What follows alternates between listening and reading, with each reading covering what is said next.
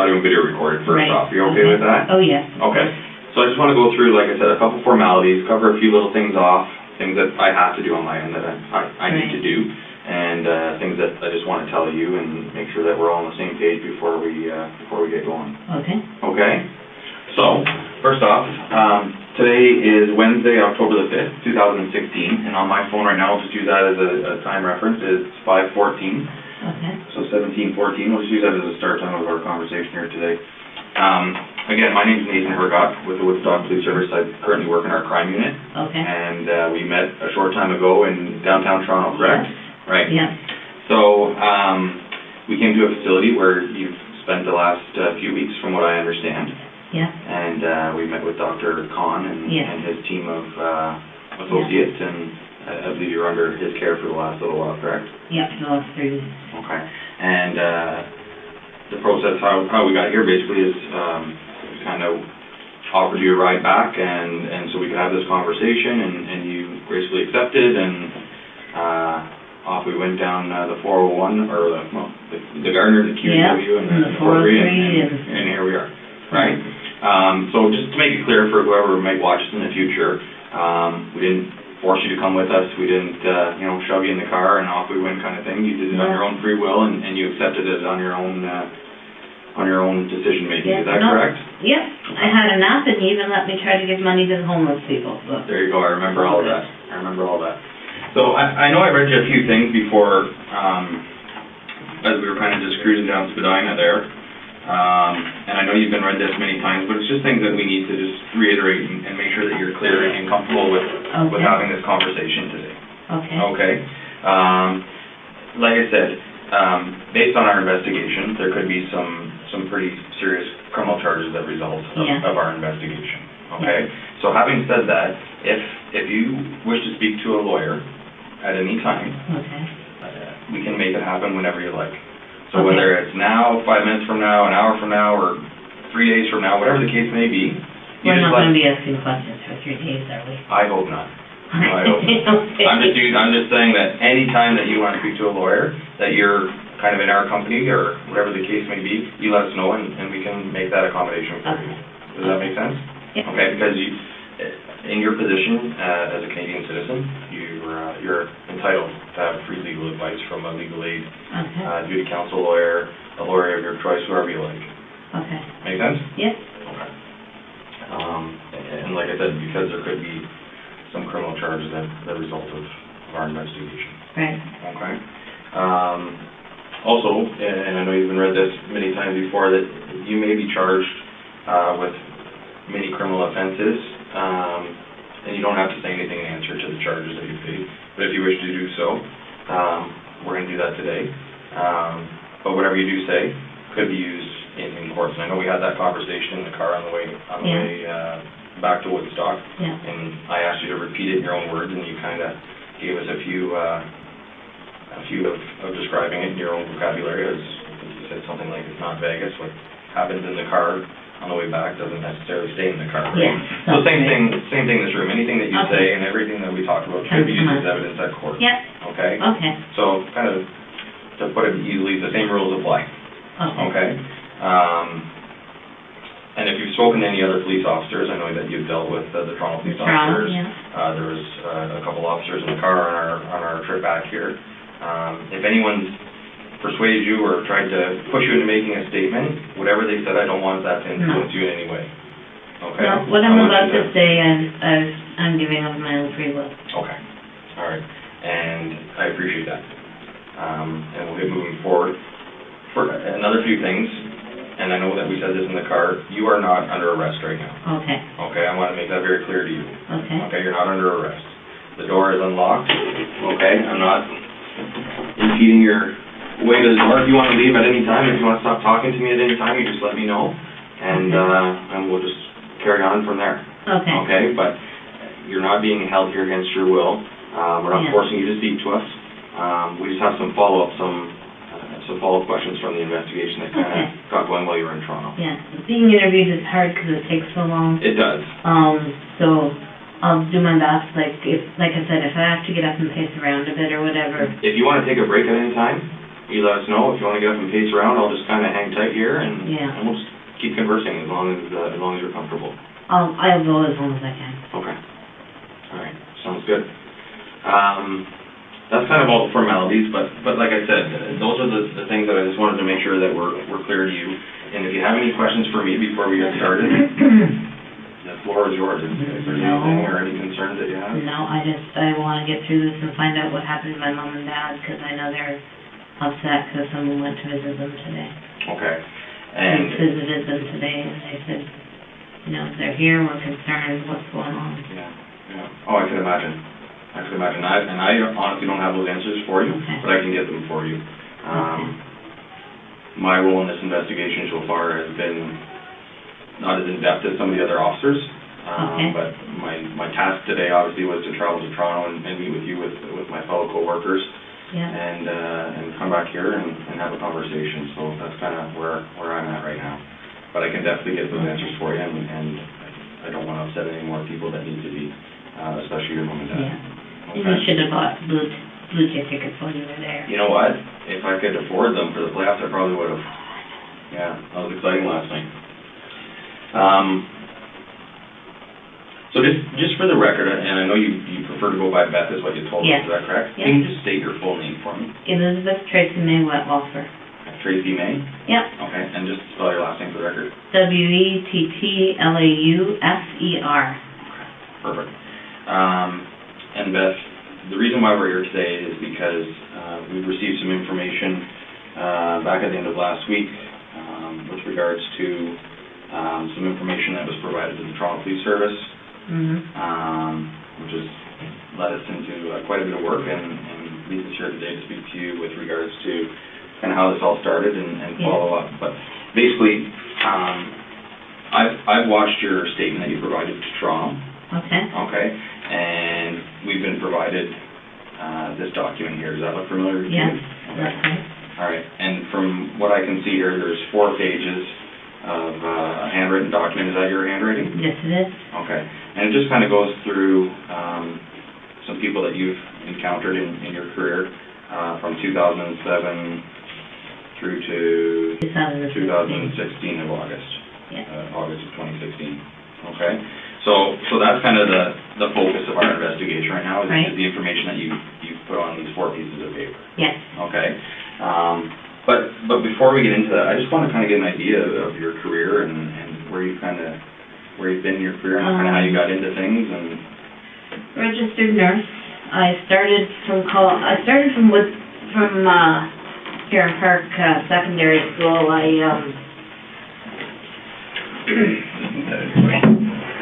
I graduated grade 13, went for a year in journalism school, Okay. and then went to Bible College, London Baptist Bible College in London.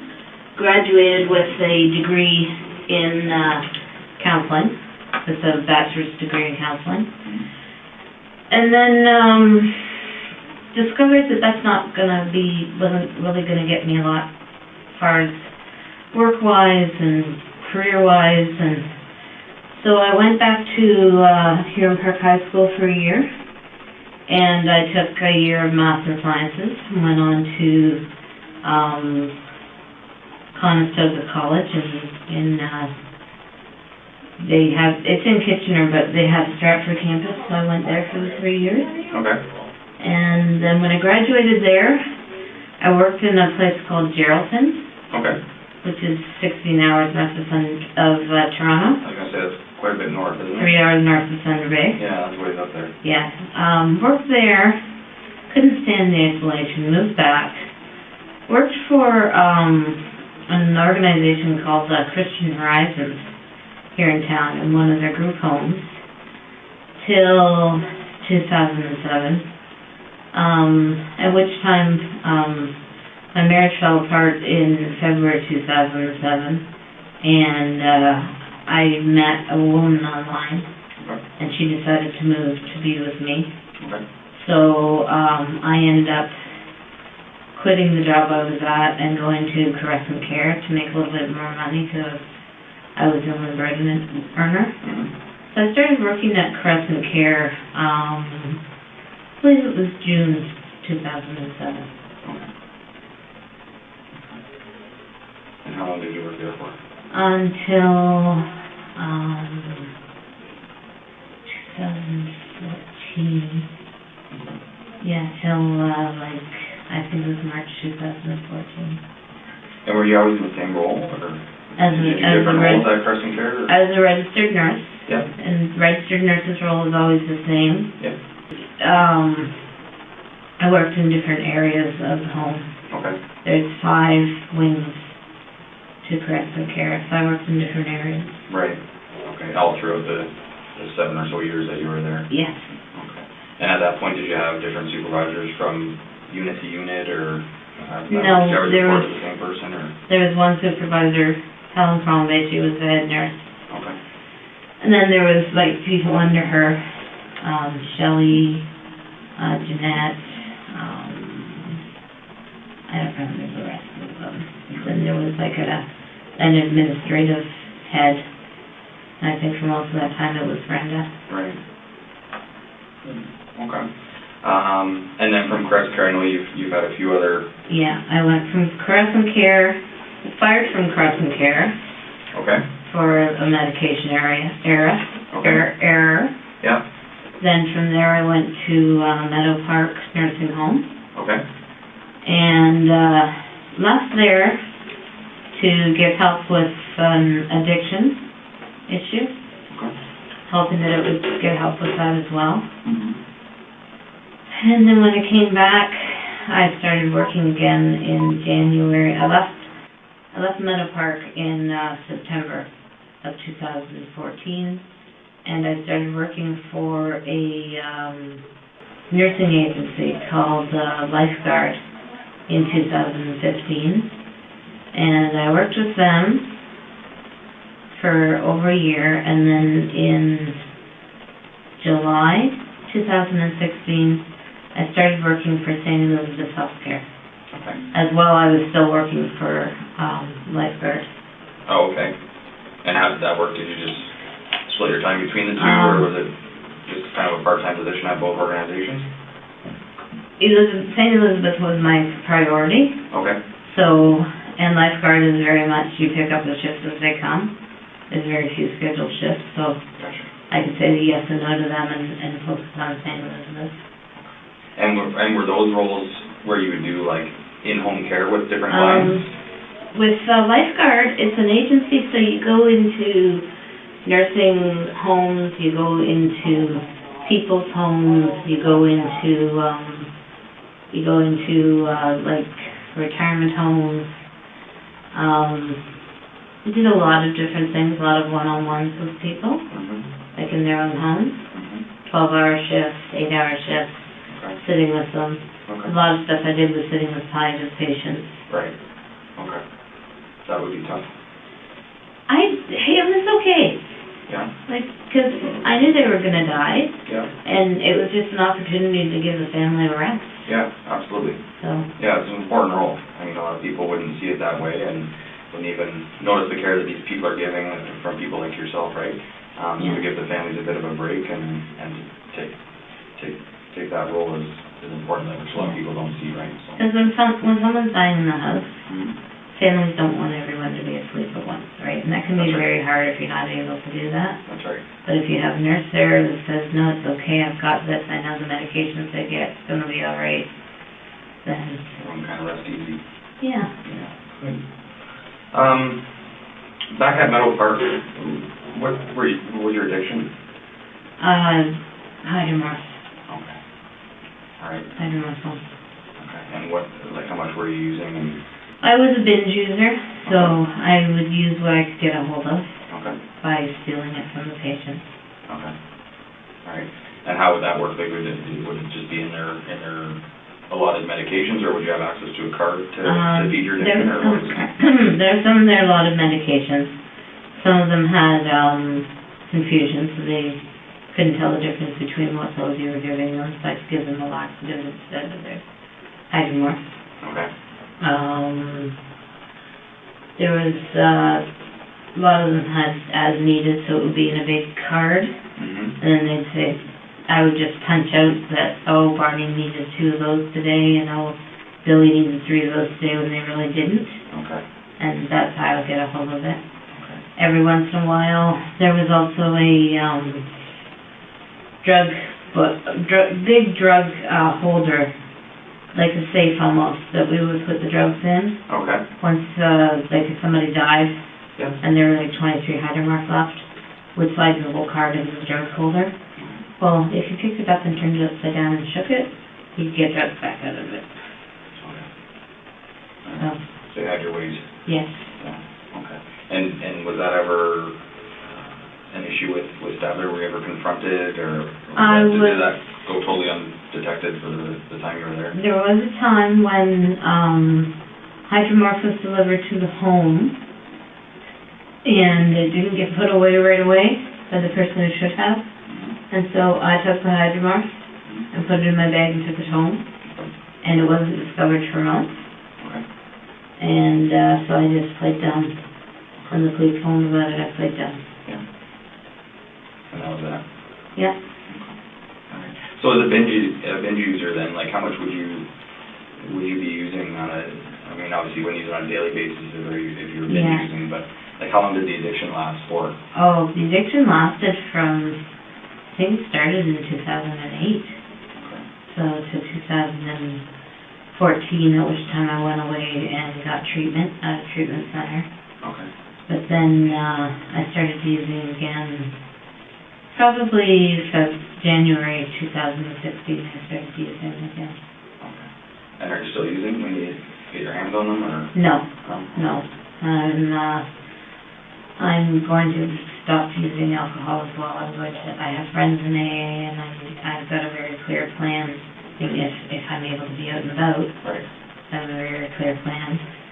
And I also know if I'm not able to be out and about, that AA and Narcotics Anonymous do have some programs where they come into prison. Absolutely. So, yeah. That's my plan. Well, that's good that you have a plan.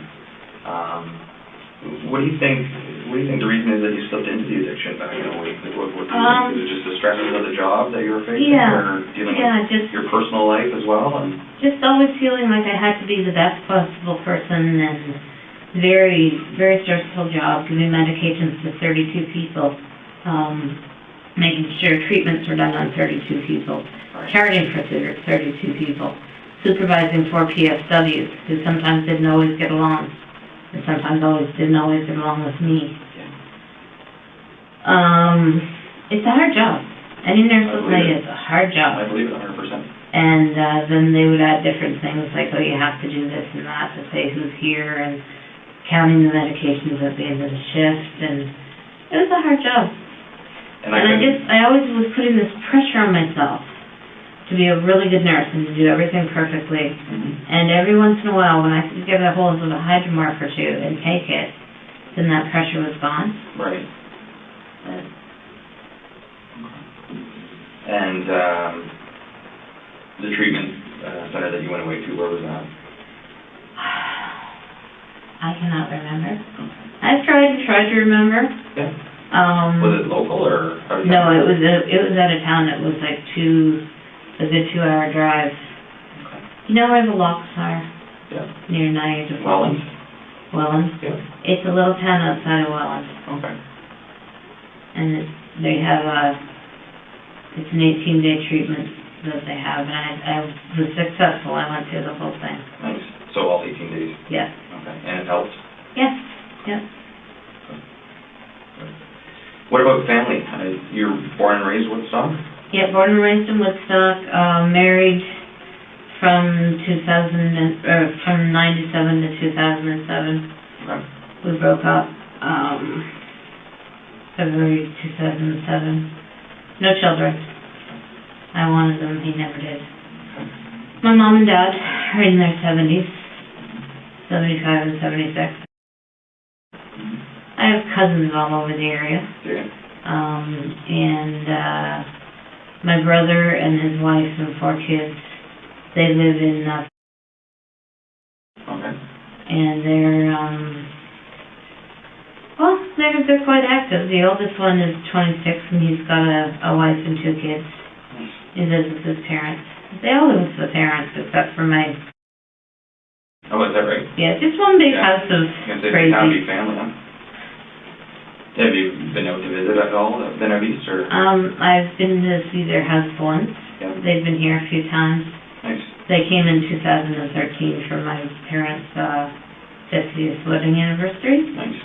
And my nephew and his wife stayed behind and lived with my parents for a few months while my nephew tried to go to Bible college.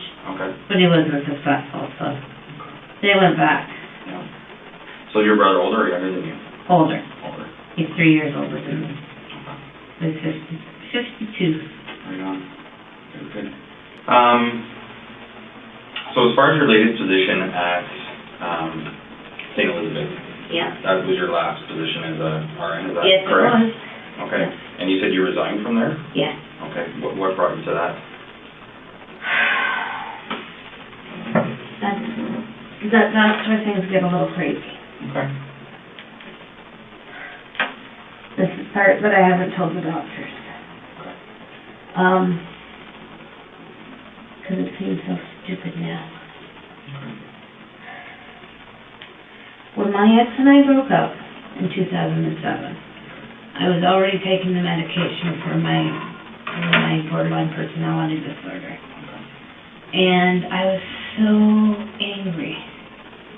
And it was like a voice said inside me, I'll use you, don't worry about it. And the different times that I have caused people's deaths or caused them discomfort through the insulin, I believe it was the influence of that voice or whatever it was. It wasn't a voice in my head, it was a voice in here. And when I would do it, afterwards I would hear like a laughter in my chest. So, started working for St. Elizabeth, and I was doing well, but it was a lot of pressure. And the way that, that I've helped people to die has been through insulin. And after my 30-day evaluation, my supervisor came to me and said, I'm really sorry. We wanted you for Woodstock, but we have so many kids in schools in Ingersoll that need help with their insulin pumps that you're going to start working in Ingersoll. Okay. And I panicked. I didn't want to do that. Because I felt, what if? Those are kids. So it was about a week after that I quit. Yeah. And then I packed my stuff in the car, and I drove 2 days into Quebec, thinking like I would just sort of run away sort of thing. And then I thought, no, that's just stupid. So I came back, and I was going to tell my parents what was going on, but they had visitors from Scotland, so I didn't tell them. I just, spent 2 weeks pretending to go to work. Okay. While the visitors from Scotland were here. Right. It's funny, but it's not funny. And then, once they left, I decided I didn't want to nurse anymore. I didn't want to hurt anybody anymore. So I also quit my other job. And then I decided, whatever Friday that was, that, I did a lot of looking into how I could get help, because I realized I needed help with whatever this was. Right. Because part of me had started to believe that it was the devil, and part of me thought it might be God with a purpose through my life. And I know the doctor asked me those questions, and I didn't answer them because I was so ashamed. But I just, I didn't want this to keep going on, so I quit both jobs. Looked into where I could get help. Dr. Fernando is my psychiatrist, and he's not a very nice man. So I went on an online support group and was talking to people on there, and they were saying, get some help. So then I started researching some psych boards and stuff, and I saw CAMH. and they are the only, mental health facility in Ontario that has an emergency department. Okay. So I made a decision, and I went there one Friday morning. I took the train, and off I went. And before I went, I told three people what was going on. My friend from AA, and my friend.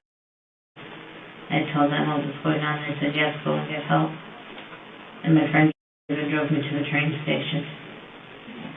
And when you say you told them what was going on, did you get into details of why you were going to seek help, or? I told them that I had been killing people using an insulin overdose. And they all said, yes, you better go get help. So off I went. Okay. And? She's a friend from when I used to work at. Okay. All right. His last name? Okay. And she drove you to the train station on the Friday morning? Yeah. To the Woodstock train station? Yep. Okay. And then your other friend? Is my cousin. Okay. And she's a cousin of yours? Yeah, she lives in BC. Okay. And if you don't want to tell me, that's fine, based on the reason why this person may not be a friend, but your AA friend. My AA friend, yeah. Okay. I can tell you her first name, but okay. Otherwise it's confidentiality. And I don't want to dig into that at this point. That's not a problem at all. So did you disclose the same thing to all those three people?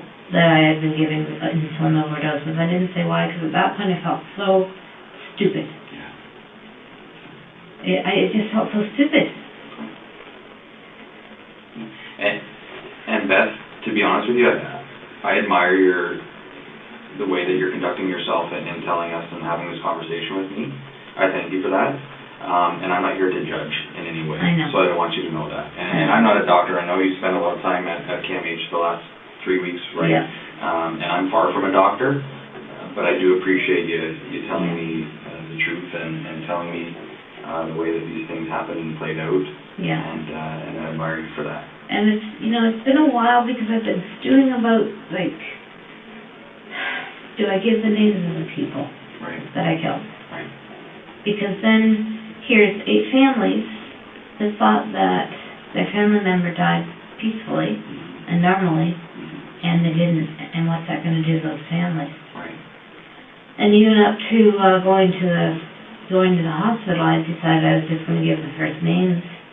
And my cousin said, listen, they know what years you worked there. If you don't tell them the exact names, they're going to go in there and go over every single file.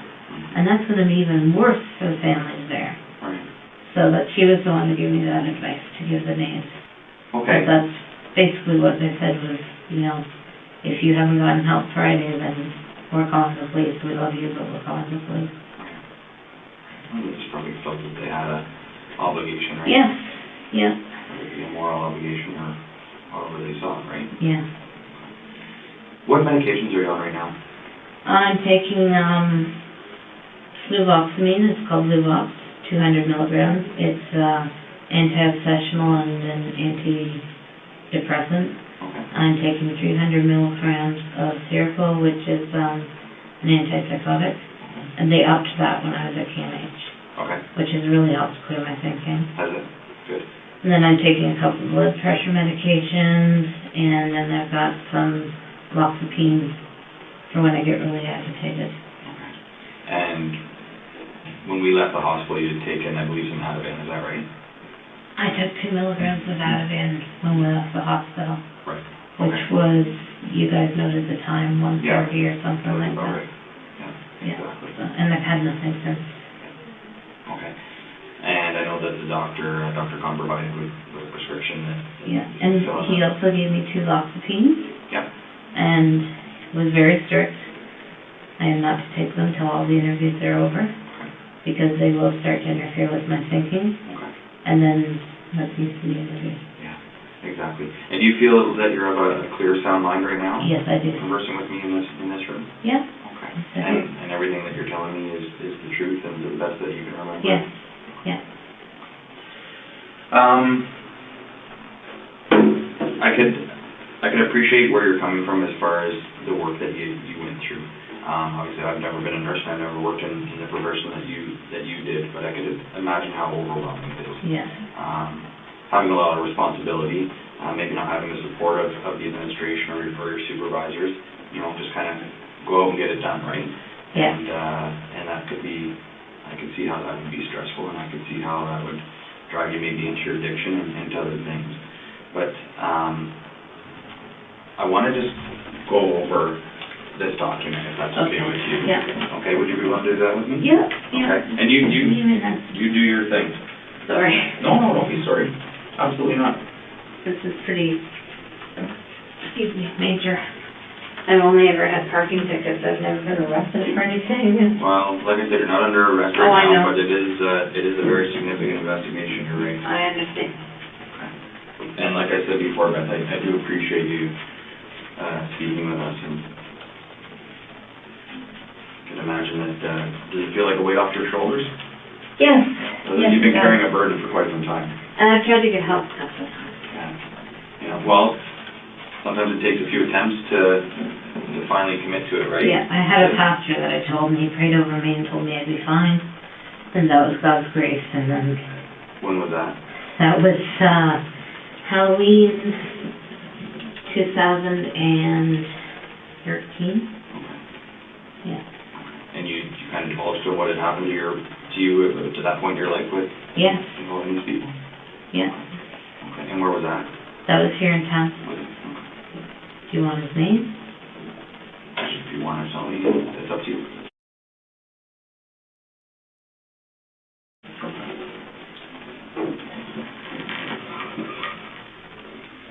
That was, oh no, sorry, it wasn't, did I just say 2014? It was 2013. Okay. Okay, all right. So before we get into this, I know that there's a statement which we have and that I've watched where you attended the police station in Toronto at 52 Division, is that correct? Yes, that's Okay. correct. And I honestly, I think it was Detective Hamilton, and I honestly can't remember the other detective's name now. I know it started with an A. And you met with them for, I was going to say about an hour and a half. That was nuts. Yeah. And at that point, you had in your possession a photocopy of this document, Yes, right? okay. And you went through and you read it out. Yes. Okay. And then following that, they started with the first name on the list, and they wanted to just try and get a little bit more detail of Yes. of the involvement in each circumstance, in Okay. each death, right? Okay. That's what I'd like to do today, and just get some more detail. Okay. Okay? So, It's a long list. it is, but I think that you and I think we can get through it together. Yeah, I'm sure we can. As long as you're patient with me. I've got all the time in the world. I'm not going anywhere. Because I'm physically comfortable. It's a nice chair, but... Yeah. No. Anytime you need to get up and wander around, like I said, if you want to take a break and have me leave and just kind of stretch your legs and whatever the case may be, go ahead. Okay. Okay, if you have to use the washroom at any time, just let me know. All right. Okay? Because like I said, I'm here as long as we need to be. Okay. Okay, and I'm not pressuring you to stay any longer than you want to, but I think if we just kind of sit down and go through this, like I said, we'll get through it together. Yes. I'm a pretty patient person, and I'm here to just listen to what you have to tell me, okay? Okay. Okay, and like I said, I appreciate it. Okay? So, how about we just do this together? I'll just bring this over here, is that okay? Sure. Okay.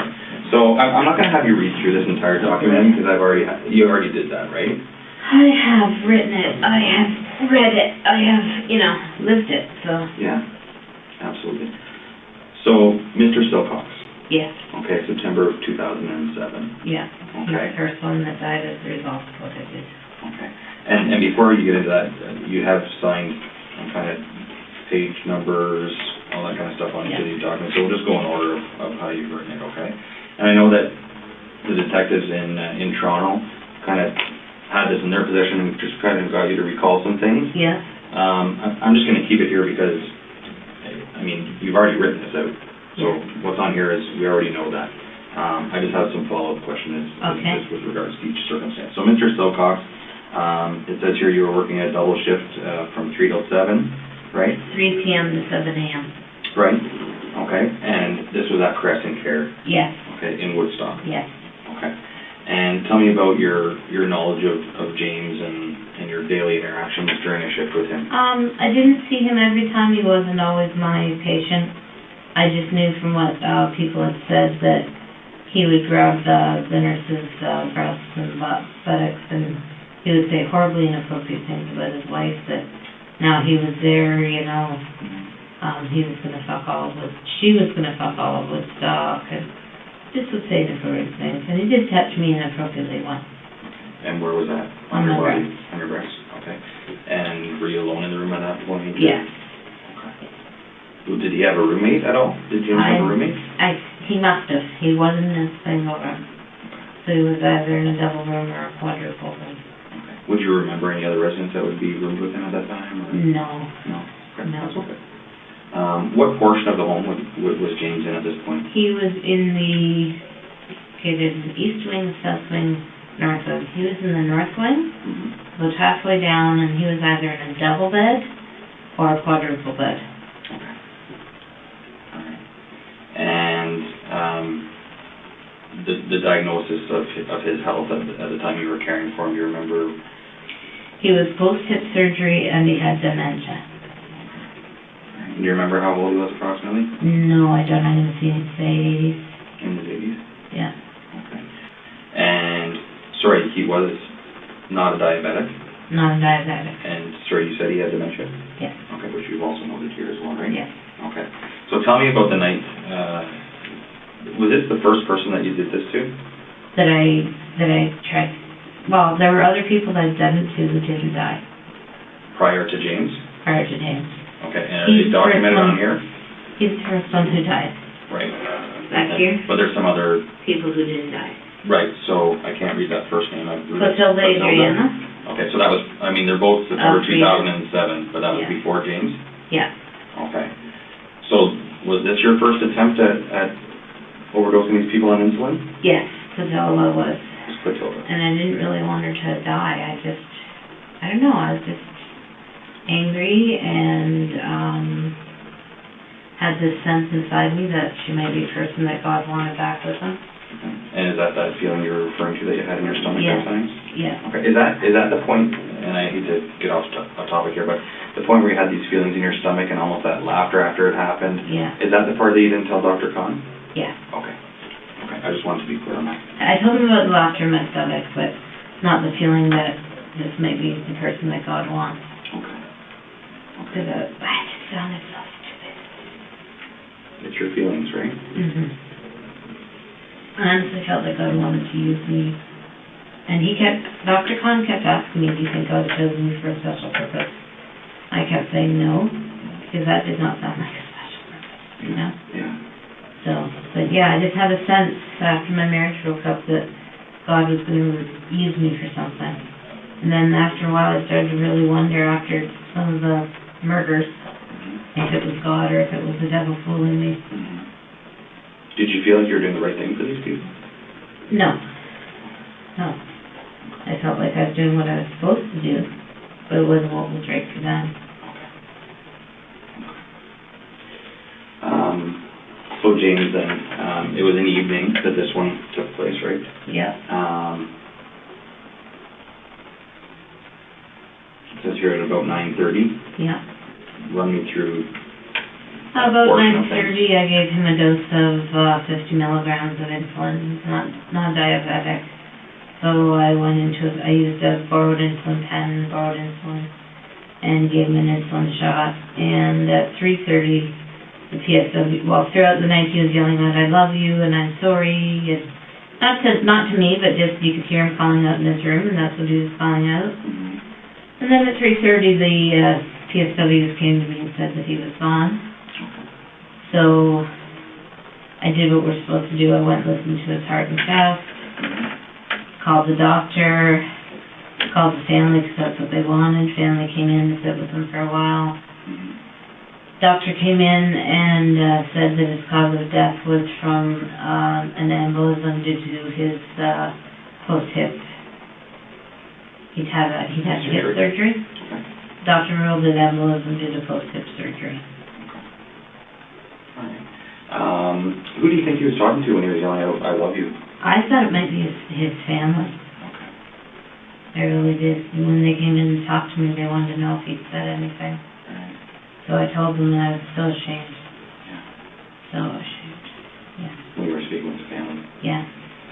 And is that the family that kind of commended you for the work that you had done? And Yes, and spoke to I've how been much there they for appreciated him, things? and yes. How'd that make you feel? Awful. Absolutely awful. How did you deal with it? I just went home, went to bed. You know, I felt awful. Maybe I fought with my girlfriend. Did some exercising, you know. Yeah. Played some games on the computer and just tried to forget about it. Did you have a problem sleeping that night at all, or anything like that, or did you? Well, I was working nights, so I was, It would have been during the day then. I would say I tossed and turned a bit, yeah. Felt pretty bad. And I didn't want to see the family again. So I tried to make sure I wasn't working when they came to pick up his stuff, and I wasn't. And what room, do you remember, like a room number, or just, like you No, said, it was down in our phone. the wing, yeah. Okay. Where did you get the insulin from for James, for Mr. Stillcox? You said you had taken some insulin, and where did you get those? The insulin was kept in a fridge in the medication room. Okay. We had 2 medication rooms. Insulin was kept in a fridge in the medication room, and extra pens were kept in the drawer. So you could just say somebody had someone admitted and you needed a pen in a hurry. So you just put the insulin in the pen and put the needle on and dial up the dose and give it. And how was that documented? To know that, so that Caressant Care would know that you were taking that insulin? They didn't keep track of insulin. Okay. So it was just something that was available for the nurses' use when they knew that it was appropriate for the certain patients? Yes. Now each patient has their own insulin. Right. And maybe somebody may have noticed that a lot of insulin was missing if a lot was used, but I was always careful to use different people. Okay.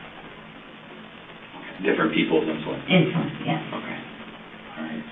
And Mr. Stillcox, then, where did you inject the insulin into his body? I'm not really sure. I'm going to say his arm or his torso. And did he know what was going on at that point? Not really. Was he a verbal patient? Like, could he Oh, converse yeah. with you and He communicate? didn't really converse. He did a lot of yelling out. Don't really remember him reacting when I gave it to him. So he didn't react? I don't remember him reacting, no. Okay. Would he maybe just think it's a regular portion of his day and Probably. receiving the medications that he so required? Probably because he had dementia. Okay. Yeah.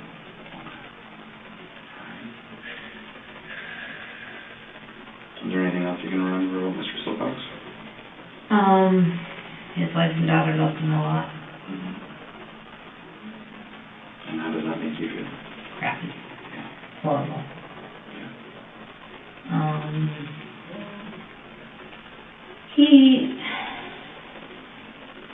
Yeah, like I said, he could be a bit of a handful, but, you know, he ate and drank normally, he took his pills when you told him to, so nothing else I can really remember about him.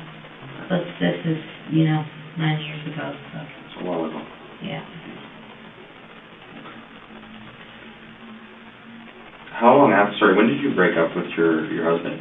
I broke up with him... August 2007? Oh, no. I broke up with him in, end of January, beginning of February 2007. Okay, so it was quite some time until September until you actually... Yeah. All right, I guess. By that time, I was in a new relationship with a woman. Okay. Who was that? Her name was Maureen.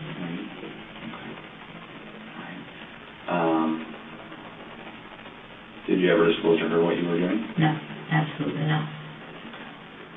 So you just kind of went about your thing with Mr. Stillcox? Yeah. Went home that day, did your kind of some exercising, computer games, went to sleep. Did you work again that next day? I don't remember. Don't remember. Do you remember who you would have been working with on that occasion? No. No? No, I don't. I'm sorry. Okay. Are you okay? Yeah. You want to get up and stretch? I just do a lot of fidgeting. Okay, that's okay. Hey, you're not bothering me. I just want to make sure that you're comfortable. Yeah, I'm okay. Okay. If I need something, I'll do it. Okay. Gotcha.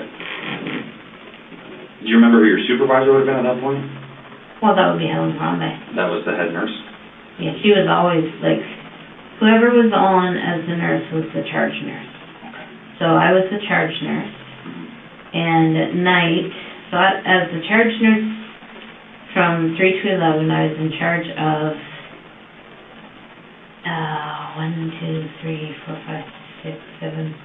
8 PSWs, and I was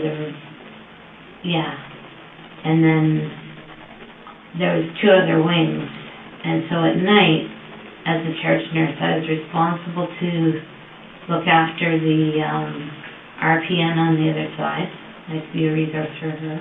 Okay. There were 4 PSWs on that side and 4 PSWs on my side, so 9 people. Okay. And then Mrs. Crombie, of course, she wasn't around with me. Okay. She just worked days. Yeah. Yeah. But she's who we all answered to. Okay. She was, her and the executive director, Brenda, I don't remember her last name. Okay. I'm sorry, I'm probably gonna pass gas with Julie. That's fine.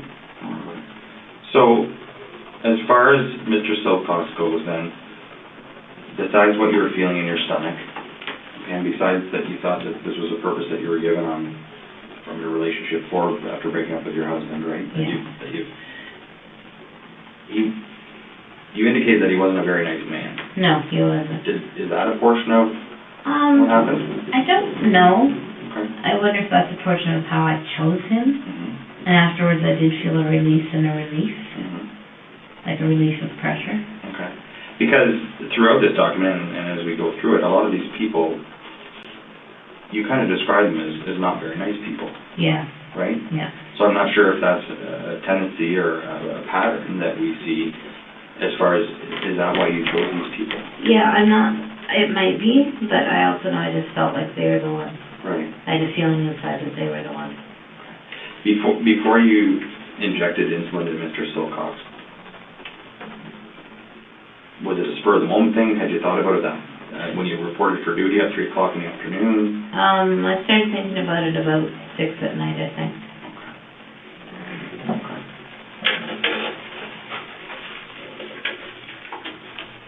And do you remember who the pronouncing doctor would have been? No. Like how did that process work? That process, the way it worked was, person's found with no vital signs. Nurse goes in with the stethoscope, listens for 1 minute. If there's no heartbeat, no lung sounds, nurse goes and calls the doctor on call. Okay. There was also a sheet that we had to fill out if we thought it was a coroner's case. In this case, I don't believe we thought it was. And then family is called. And the doctor may wait to come in and pronounce in the morning. Okay. Family can come in and visit the body at any time. Okay. So then the PSWs would get the body ready. Okay. So prior to the doctor announcing in the morning, the family could come in and spend time? Yeah, so the PSWs would just clean them up, put on, clean breeches and clean up the bed and stuff. Right. So you said Mr. Silcox, you said we didn't think it was a coroner's case. Whose decision would have that been? I guess I'm using the royal we. Okay, gotcha. Okay. So would that be just a decision that you were trusted to make? No, there's a form on the computer, and you go down through it, and if you tick off anything that says yes, you notify the coroner. Okay. All right. But you would have clicked off those boxes yourself? Yes. Okay. So obviously, knowing that you had done this to Mr. Silcox, did you feel that you wouldn't click yes so that attention wouldn't be drawn to you? You know, I honestly can't remember if he was a coroner case or not. Okay. He might have been. Now, with insulin... even though I did this to these people, when I did but see, it's phrased as, does anyone have a reason to believe that this death was not natural? Right. So, yeah, I wouldn't click that one. Aside from the insulin. Yeah, you're right. Okay. All right. And I just wanted to clarify that. Yeah. That was just a question. Okay. Anything else you can think about from Mr. Silcox? No. Okay. Maurice. How did you pronounce Maurice's last name? Granat. Is it Granat? Okay, so tell me a little bit about Maurice. This says that this occurred in September or October of 2007. And this was at Caressant Care? Yep. Okay, tell me a little bit about your interactions with Maurice. He was another one who liked to grab breasts and asses. Okay. He was sometimes a patient of mine. See, at that time, I didn't have a set floor that I worked on. I worked on all the different floors as a nurse, kind of filling in. Okay. So,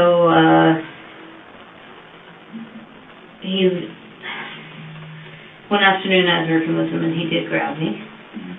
And again, I got that feeling inside that this is his time to go. So I gave him an overdose of insulin after supper. And I believe he died the next day. And what was your shift that, do you remember what shift It you were was working at that 3 to point? 11. 3 p.m.? Yeah, to 11 p.m. Till 11 p.m., so like So an afternoon shift. he died when I wasn't there. Okay. And he was known for, it says here, grabbing the staff's breasts and asses. Yeah. Okay. And do you remember who you would have been working with at that point? No. Okay. Do you remember where Maurice was within Caressant Care? Yeah, he was down in the north wing. I think he was in a double room on the right-hand side. Okay. Yeah. And do you remember who his And then- roommates would have been at all? No, I don't. But I do remember that when he started going downhill after the insulin overdose, they moved him to the palliative care room right by the nurse's desk. Okay. And at what point of the day do you think that you, sorry, I think you said this already, but just to confirm, what time of the day do you think it was when you had injected him with When I injected him, it was afternoon. I think it was 4:30, 5:30. Okay. All right. And what was his reaction to receiving the insulin? Again, it was just kind of like, oh, okay. I just said, the doctor wants you to have a vitamin shot. That's what I usually say. And was he able to communicate? Was he verbal? He was verbal. Could converse? Not totally, but he could say something, yeah. Okay. All right. And did he question this vitamin shot at all? No. And he passed away the next day? Yeah. Okay. So, being that you weren't there when he had passed away, you wouldn't have been the one checking the boxes. That's right. So, do you know, by chance, what nurse would have been responsible for Burnett? No, I don't. No? No. Okay. Did you ever have any concerns that he didn't pass away while you were working and that, suspicion may arise? No, I didn't. Well, yes, I did a little bit. I always wondered if they'd find the site where I gave the shot and something, there'd be an investigation. I always wondered that. Right. But other than that, no. And even though it passed through your mind, did you just continued on about your duties? Yeah. Okay. And do you remember what part of the body he would have been injected in? Maybe the leg.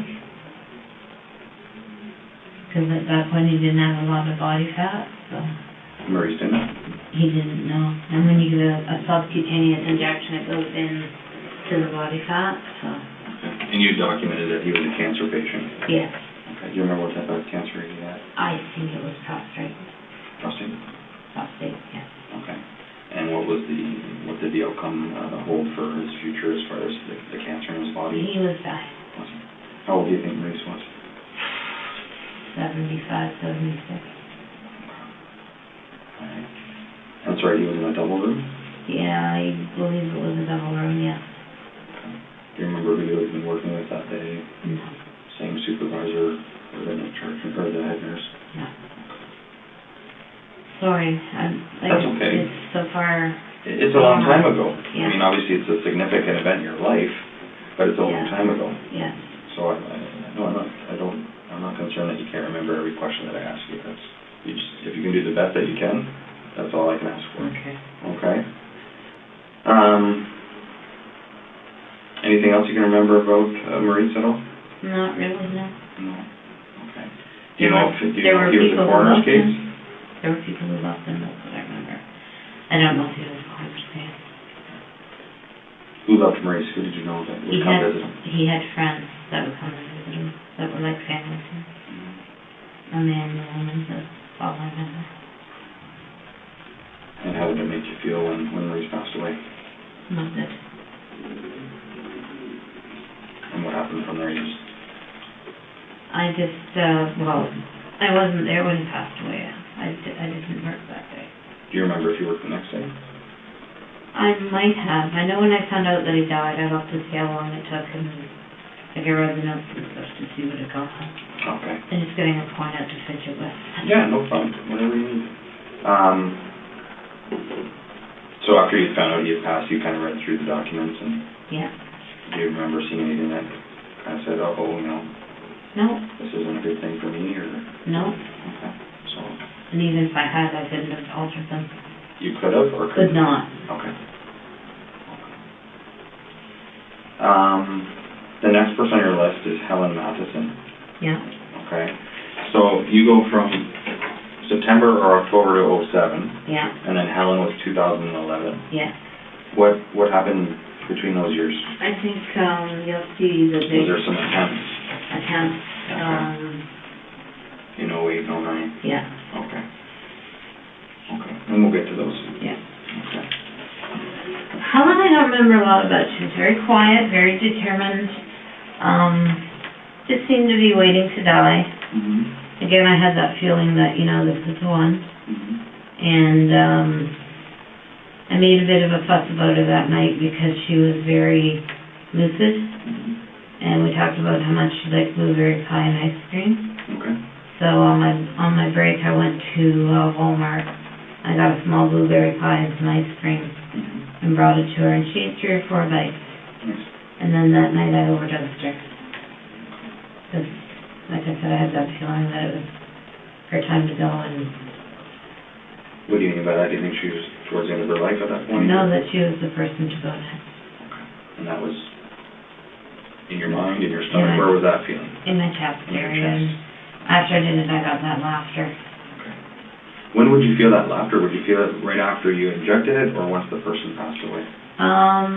Both. Yeah. Both. Okay. And Helen was, you state here that she wasn't a diabetic? No. Okay. Just out of curiosity, how much insulin would it take to kill someone that wasn't a diabetic, or? I don't know. You don't know that? No. So it was kind of hit and miss. You didn't know that as a nurse, that this amount, or? No, there is no set amount. Okay. And I just simply just don't know that No, answer. there is no set amount. Okay. All right, so different people would react differently to different amounts, is that fair to say? Yes. Okay. Yeah. And would it obviously make a difference if they were diabetic or not a diabetic? Yeah. I believe she died the next day. And it said, I don't know here, the doctor declared her to be palliative, and she died 2 days later. 2 days later, okay. And do you remember how much insulin that you had given Helen? 60? I don't know. And where would you have gotten that from? From the same place I always get it. Okay. Do you remember where Helen was in Caressant Care? Yes, she was on the south wing, and probably about 4 doors down from the nurse's station, in a double room on the right-hand side. If you were facing the end, she was on the right-hand side.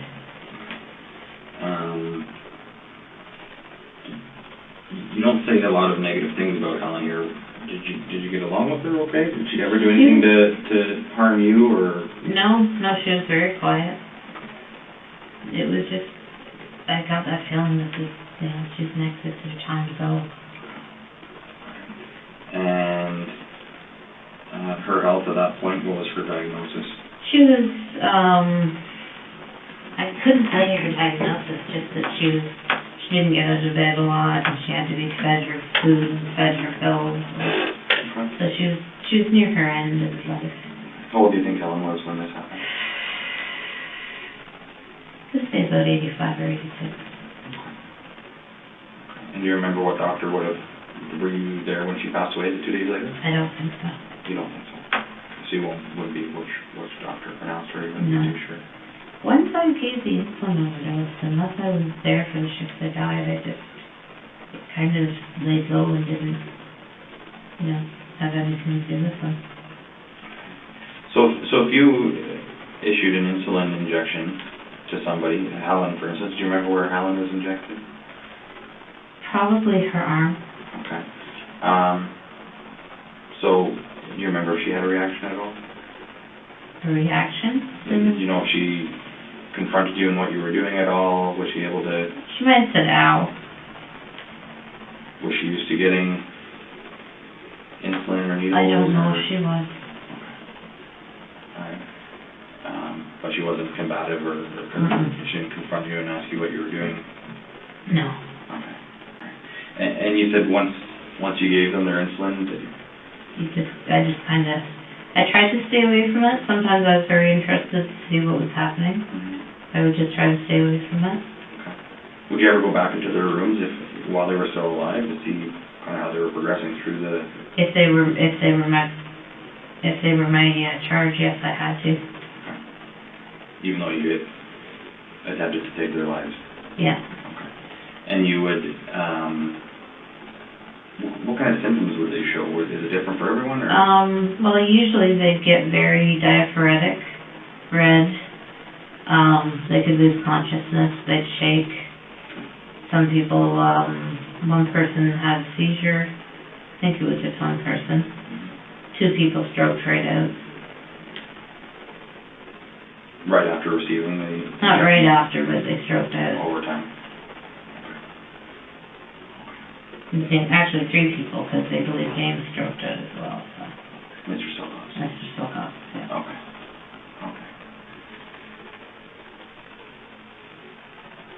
Okay. November 2011. Mary Zerwinski, is that? Yeah. How you recall her last name being pronounced? Yeah. And this was at Caressant Care? Yeah. Okay, and you said that she wasn't a diabetic, but she had dementia? That's right. Okay. But she could talk and communicate a lot. Mary could? Yeah, she was feisty. Was she? Yeah. She didn't hurt the nurses or anything. She was just very outspoken and feisty, and one night she said, I'm going to die tonight. Mary said that? Yeah. And I said, oh. And she said, yeah, why don't you get me into the deathbed so I can die? And I said, are you sure? And she said, yeah, put me to bed, I'm going to die. So I said, okay, and I went to the other nurse that was working with me, and she said, oh, okay, well, let's put her in the palliative care room if that's what you want. So we did, and then I thought, well, she must be the next one. Mm-hmm. I had a feeling inside of me she must be the next one. Because she was saying she was going to die, but there was no signs she was going to die. So I gave her another dose of insulin. She became palliative and she died. I think it's been a couple of days. I think. Yeah, so she's died the next afternoon is what you've made a note about here, but,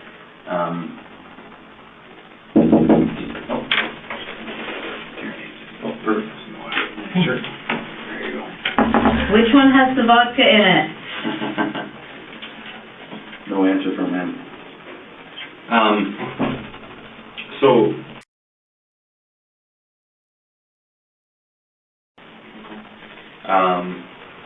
where was that in relation to where she was? Like, where was Mary in Caressant She Care? was down the south wing, a couple of rooms down from the nurse's office. And so we did put her in the palliative bed. And would that be a decision that you would make, or someone else would have to make? for Together you? we made it. Okay. But a supervisor wouldn't have to say, okay, No. go ahead and... No, we had enough autonomy that if we thought someone was palliative, we could call the doctor, tell him what was going on, move the person to the palliative bed, and get orders for palliative care. And do you remember how much insulin you would have given Mary? I think she may have been the first person that I gave long-acting and short-acting to together. Okay. I think. And can you just, well, besides the actual obvious, in the title of the actual drug itself, long-acting and short-acting, what was the biggest difference between the two? One drops your blood sugar right away. The other starts working through your body and dropping it gradually over a long period of time. It just keeps dropping it. Okay. And what would the combination of those two do together? Did you know? I didn't know for sure, but I figured it would be much stronger than just a short-acting. Right. Okay. Which makes sense. Yeah. You would know more than I would, but... do you remember where you injected Mary? Probably her arm. Your arm. And I told her it was for her pain. And you know she was in a single room, double room? Well, we had moved her from the double room to the palliative care room, right kitty corner from the nurse's office. So where did you inject her? In the palliative bed or in her? the palliative bed. Okay. And she had vocalized to you that she thought that she was going to die that night? Yeah. So I thought, okay, she must be the one. When I gave the insulin, I got that feeling inside and I lost her. Has she ever said something to you before about wanting to die? Not like that. No, she was like, I want to die, I want to die, I want to die tonight. I'm being dead, I'm going to die. And that was new to you? Yes. Do you remember what shift you were working? Afternoon, 3 to 11. Okay. And about what time do you think you would have moved her into the palliative bed and injected her? Might have been after supper, so about 7.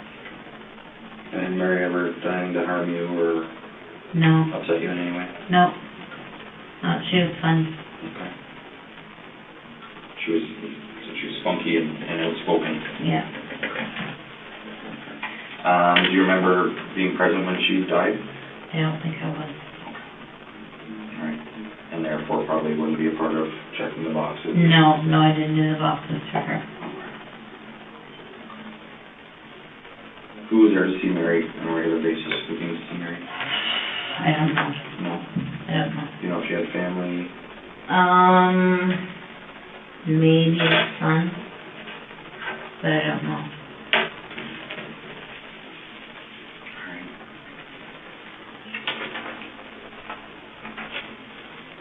And Mary being, we'll refer to her as your fourth victim. Yes. The fourth person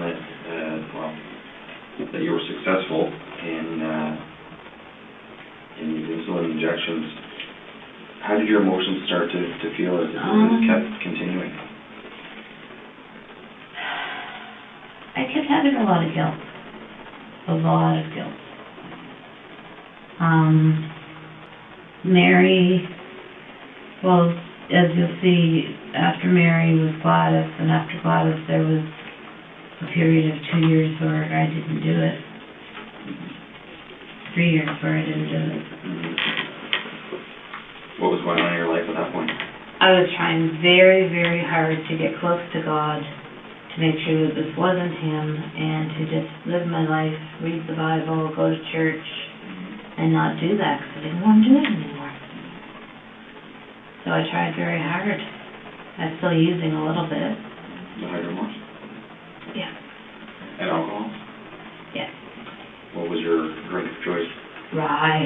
Yeah. So I shouldn't say it like that, but I make it sound like it's, yeah, rye. Would you? Rye and Bailey's. Yeah. Yeah, pop a rye and pop down some water. Yeah. Yeah, rye and water. Okay. And typically how much would you drink in a week? In a week, probably about 8 or 9. Yeah. Yeah. Like shots of rye or? Drinks. I don't know. Okay. On the shot. Okay. If you're gonna go by shots, I know if you're doing drinks, so like 3 times 9, 27. So like you'd be drinking triples? Yeah. How would that make you feel in combination with the hydromorphs? I never did it with the hydromorphs. No? It was either one or the other? It was either one or the other. Okay. The booze is more just for when I didn't have the hydromorphs. And if I was going out, but I didn't go out with people. I always went out mostly by myself and I took scratch and win tickets and took booze and Yeah. I would drink and do my scratch and win. Yeah. Okay.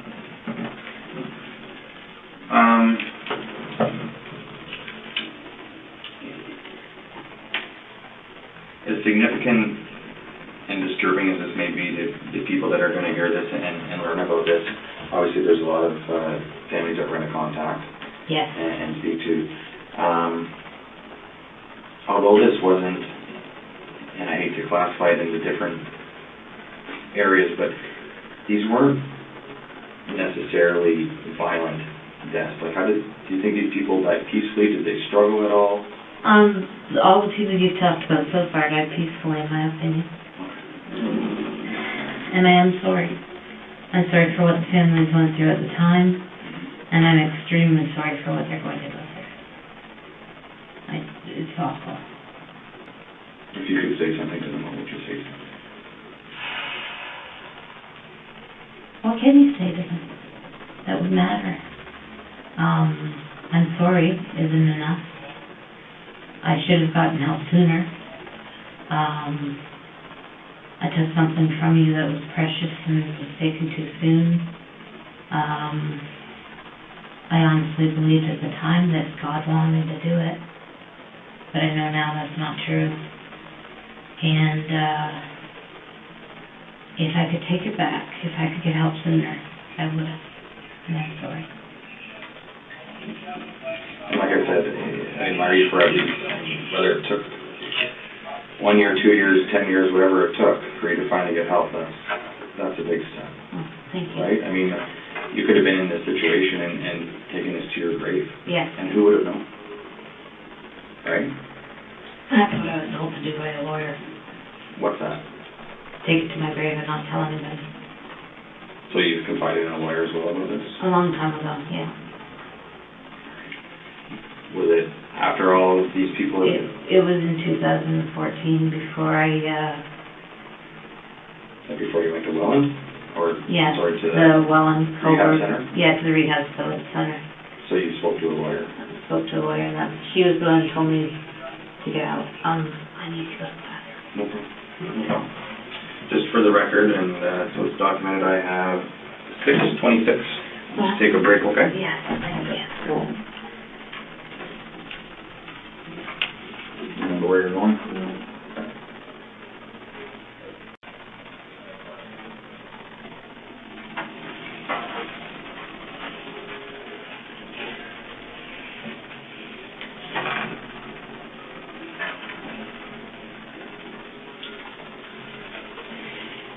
All set? Do you need anything else at all? No, You sure? no, I had a caramel. Oh, did you? Perfect.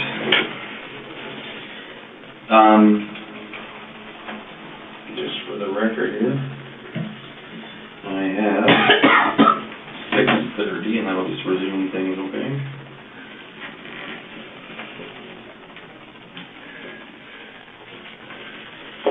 Okay. Okay? Yep, Okay. We're gonna carry on? yep, that's cool. So Gladys, so this takes us to November of 2011 Mm-hmm. at Caressant Care. It says here Gladys was a type 2 diabetic and had dementia. Severe dementia. Did she? Yeah. How old do you think Gladys was? 92. 92? Okay. And where was Gladys within Caressant Care? East wing, 3 doors down from the main desk, in a double room. Okay. Do you remember her roommates at all? No. No. And obviously these are repetitive questions, and Yeah. you might remember some of the roommates throughout as we go along here, so that's why I just keep asking the same questions. Tell me a little bit about Gladys. What was she like when you cared for her? Well, when I first started caring for her, she was walking and talking, and she had quite the spirit. She once punched a man. Oh. Because she overheard the nurses telling one of the gentlemen, no, you can't push your wife around, you have to come with us. And she turned around and she said, you can't treat a woman like that.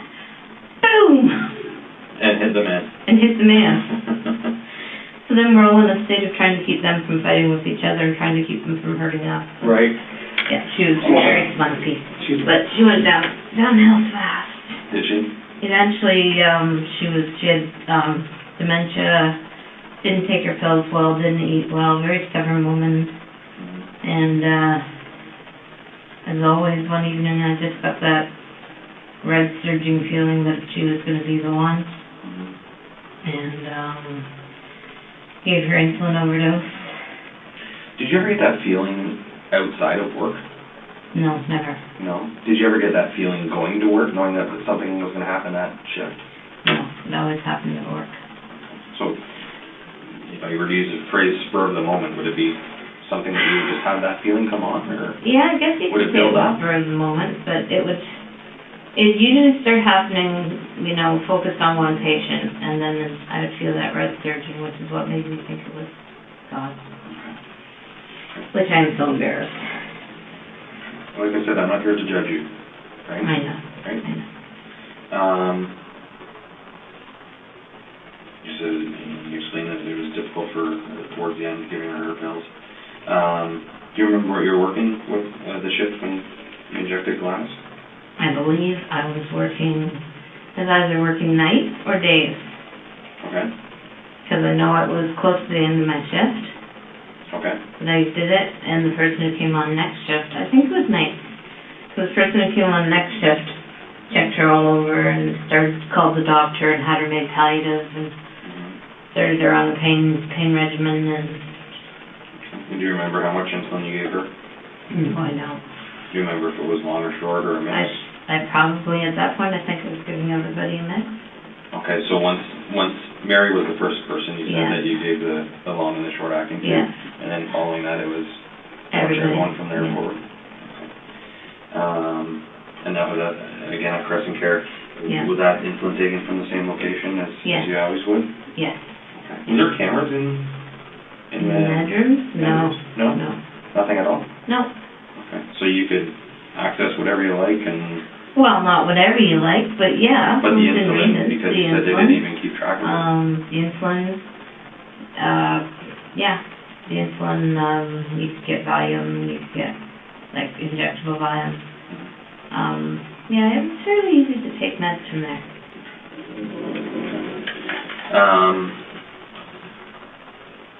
And we'll get into, sorry, I was going to ask you a question, but we'll get into that a bit down the road. You know how long it took for Gladys to die? I believe she died the next afternoon, or that afternoon.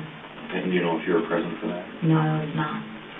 So therefore wouldn't have been a part of the process of the pronouncing and checking the boxes? No, no. When someone's dying, it seems like it takes longer than it does if you're around, if you know what I mean. I do. Yeah. So. I'm sorry that you know that. Thank you. As far as Gladys goes, do you remember if you worked the next day to learn about Gladys' death, or? I think I worked 2 days later. Okay. I think I worked the day after her death, whenever that was. Okay. What would play through your mind on your days where you inject, so Gladys, for instance, you inject her, you work nights, it says here, so 11 till 7. You did this at 5 o'clock. You go home and carry on about, if you have 1, 2, 3 days off, whatever the case was. What was going through your mind on those days off? Were you thinking, when's Gladys going to die? I would wonder if she had died. I would wonder, if this would be the time I would get caught. What was I going, every time I walked in after somebody who passed away, I always wondered, is this day I'm going to get caught? What kind of consequences play through your head? Like if damn, I'm caught, the gig's up. What kind of consequences do you think you're going to face if that were to happen back in 2011? Fired, jail, no more nursing license. That's exactly what I'm looking at now. Although I took myself out instead of being fired, but jail and no more nursing license. As far as in 2011 though, and having that feeling, like when did those feelings start to say in your mind, like, I wonder if this is the time I'm going to get caught? Did it happen right at Mr. Silcox, or did it? Yeah, probably every time. Okay. Yeah. Okay. And Gladys, do you think, did she have a reaction when you injected her? She fought a little bit. Did she? Yeah. What do you mean by that? Like she struggled around, so I kind of fought on her leg that I could do where she couldn't reach me and pinch me. Okay. Would that be something typical if you were giving her medication? She'd like to pinch? Pinch, scratch, feel up her mouth. Is that common in patients? Yeah. Okay. And like even the PSWs who had to change her product, sometimes she'd fight them and scratch them and pinch them and twist their hair and Do you think that played into any part of your actions with Gladys? Particularly with Gladys? I don't know. I think some of it did, the stubbornness and stuff, and just kind of, okay, you're the next one to go. But again, there was always that red surging that I identified as God telling me, this is the one. You know, this is how you work for me. Did you ever try and fight that feeling? Later on, as you'll see. Okay. But when you got that feeling in your chest and stomach, would you directly go to get the insulin?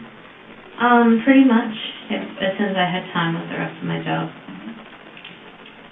How many patients would you be caring for 32. on one shift? 32. You'd be responsible for all 32? Yeah, 32. So each nurse would have 32? Yeah, nurse, our registered practical nurse. Okay. So that's a busy day. And I know we talked about it earlier, but again, just to revisit that, do you think that's something that played into this? I think so. The stresses of the job? Oh yeah, I definitely think so. Because you had a lot going on in your life. Yeah, I definitely think the stress played into it. Maybe made my mind more susceptible to stuff. Did you ever go to work intoxicated by alcohol or drugs at all? No. Did you ever use at work? Yeah. The hydromorphs? Yes. Awesome. Probably once or twice a week. Yeah. Yeah.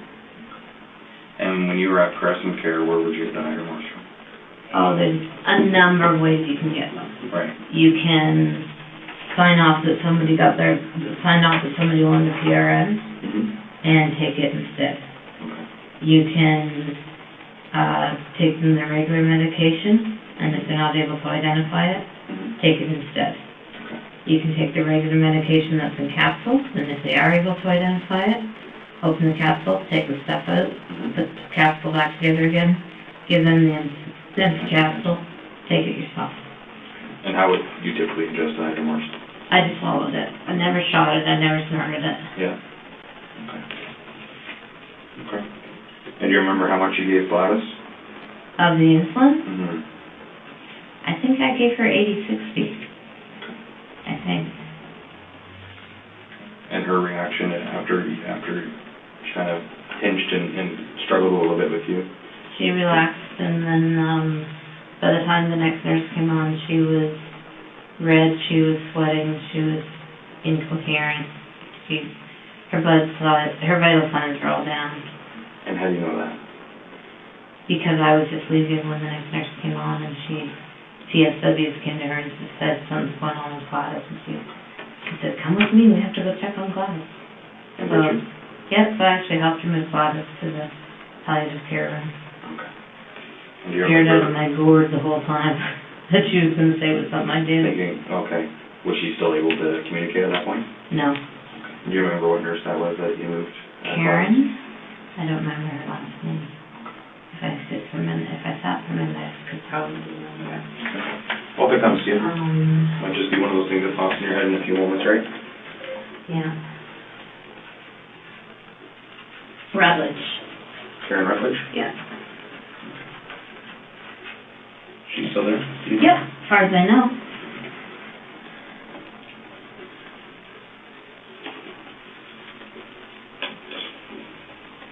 Okay. Mrs. Helen Young. So this is where you have a bit of a gap again. Yeah. 2011 to 2013 with your successful injections, but there wasn't even any attempts. No. In November 2011, I came home from a cruise of the Caribbean, and I was feeling guilty.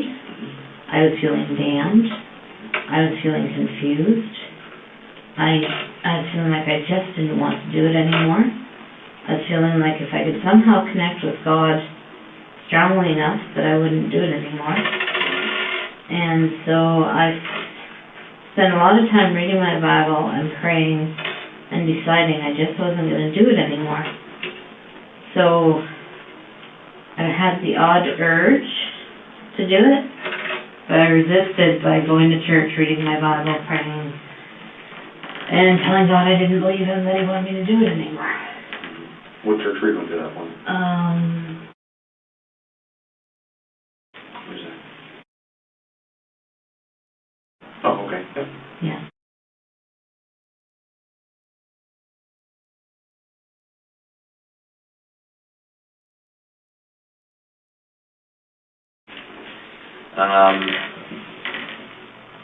So as far as fighting off that, would you still have that feeling, like that burning feeling? Sometimes, but I did a lot of praying about it, and I just did a lot of praying, reading my Bible, getting very involved in my faith, getting very involved in my church. Right. Okay. And obviously, with what you've told us so far, that it helped, Yeah. what you've documented. Yeah. Is there anything else that we need to be aware of that happened in between those times? No, Okay. no. Okay. I didn't tell anybody or anything like that. Okay. Except for the pastor, sorry, what did you do? That was, I told him after Helen Young. Okay. He was after Helen Young. I'm just going to turn this off because it keeps vibrating. I apologize for that. It's okay. I may fart, and I'll have to apologize for that. There we go. So that was after Helen. Right. Okay. So Helen was at Caressant Care. Where was Helen's room?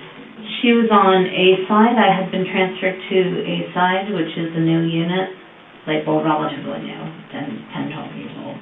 I was on the first floor. I was the charge nurse for the first floor, and she was in the room closest to the nurse's station.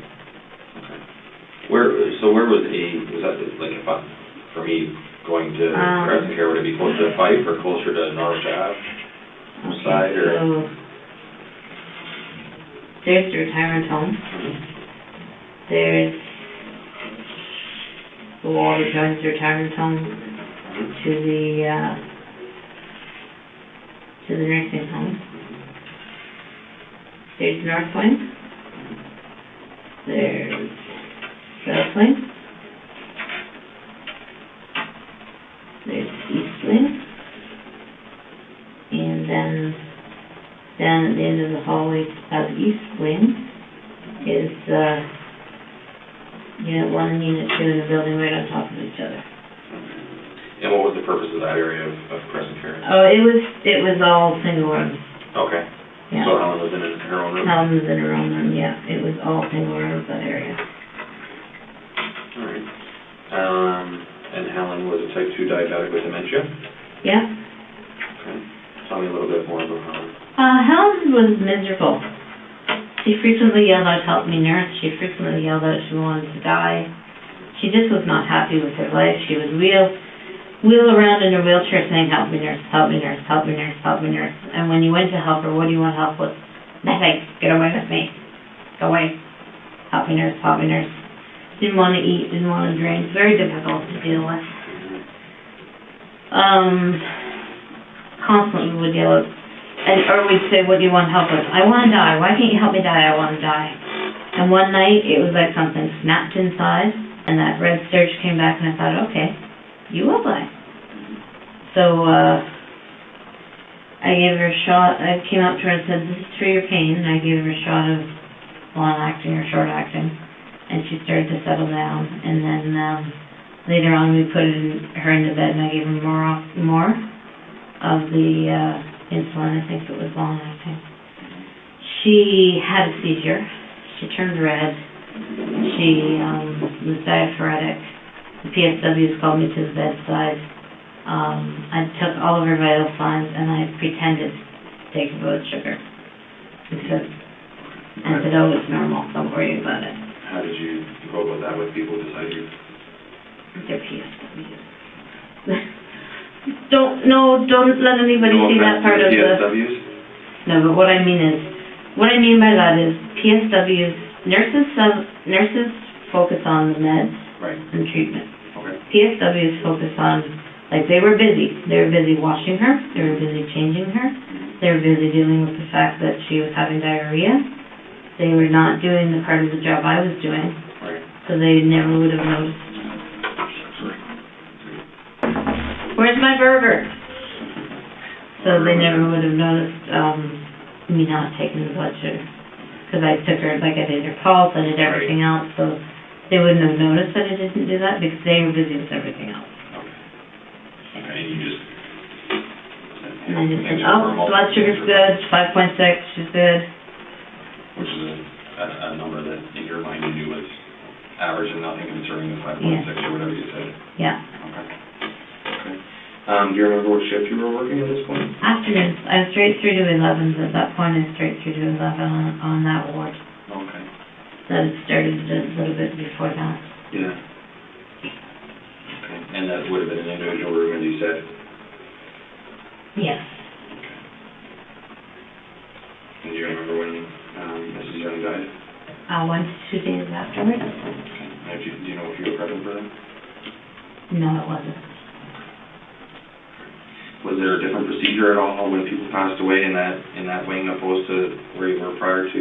No, it was all the same nursing home, it was all the same policies. Okay.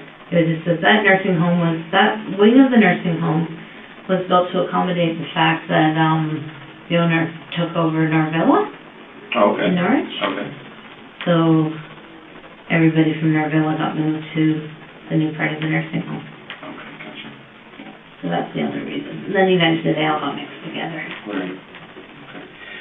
So being that it had been a few years then, when you injected Mrs. Young and you were successful in causing her death, how did it make you feel after those few years that these urges and these feelings had come back? I felt horrible. I felt angry at myself. I felt like I had failed myself. I felt like God had failed me. Did you continue to practice in the church? I continued going to church, yes. Did you believe in as much as I did, but I was getting very confused. So it was soon after that I went to the pastor and told him what had happened. And he prayed over me, and because he said that was the last thing he would have thought of me, and his wife was there too, and they prayed over me, and they said to me, now this is God's grace, but if you ever do this again, we will have to turn you into the place. And where would that conversation have taken place? At the church? In their house, at their kitchen table. And I kept going to their church. And how detailed would you get with the conversation? Oh, I told him that I was taking people's lives by giving them their phone addresses. What were you specifically names? How much influence No. when you were doing this? No. How many people? I don't know if I told him how many people, just that I was doing it and I wanted to stop. And his response was to pray for you and pray over you? He put his hands on me and have his foot put his hands on me and pray. What religion did that church practice? Okay. Yeah.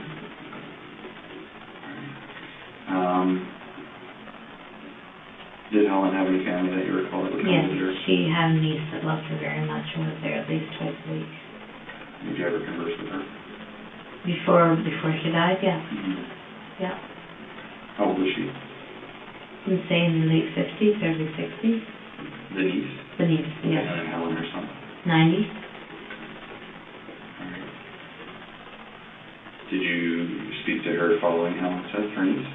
What? Okay, what was that? I think it was a day or two after when she was gathering her stuff, and she cried on my shoulder and thanked me for being a good nurse. And again, the feelings that you had at that point? Oh, guilt, shame, anger, like I had betrayed her. And not that I was betrayed, but betrayal. But I betrayed her. And did you display any emotion at that point to her? I just, gave her a hug back and said I was so sorry. But at that point, I was getting very confused about was this God and was it not. And when you resumed doing this, did you have any, besides the religious feelings that you were having, did you have any other personal feelings in your mind as far as knowing the difference between right and wrong again? Yes, I knew the difference between right and wrong. But I thought this was something that God or whoever wanted me to do it. I was starting at that point to doubt that it was God. Okay. When you resumed doing it? Yeah. Okay.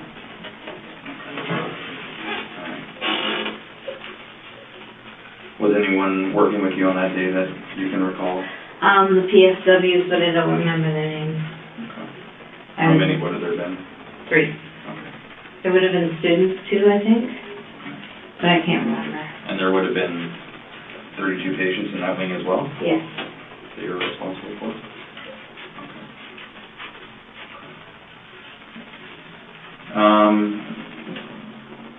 March of 2014, this is Maureen Pickering at Caressant Care. Yes. Tell me about Maureen. Maureen was a handful. She would attack other patients, she would pull their hair, she would hit them, she would pinch them. Eventually, it was decided that she needed a one-on-one staff. So sometimes they would book an extra PSW to be with her. Sometimes someone would come from the outside to be with her. But when one wasn't available, it was the role of the charge nurse. And that was nuts. Sorry. That's just absolutely nuts. So, she just got harder and harder to look after. And when I had to look after her, I got this idea. I thought, you know, I'm starting to get the feeling of that surge again. I thought, no, I don't want her to die.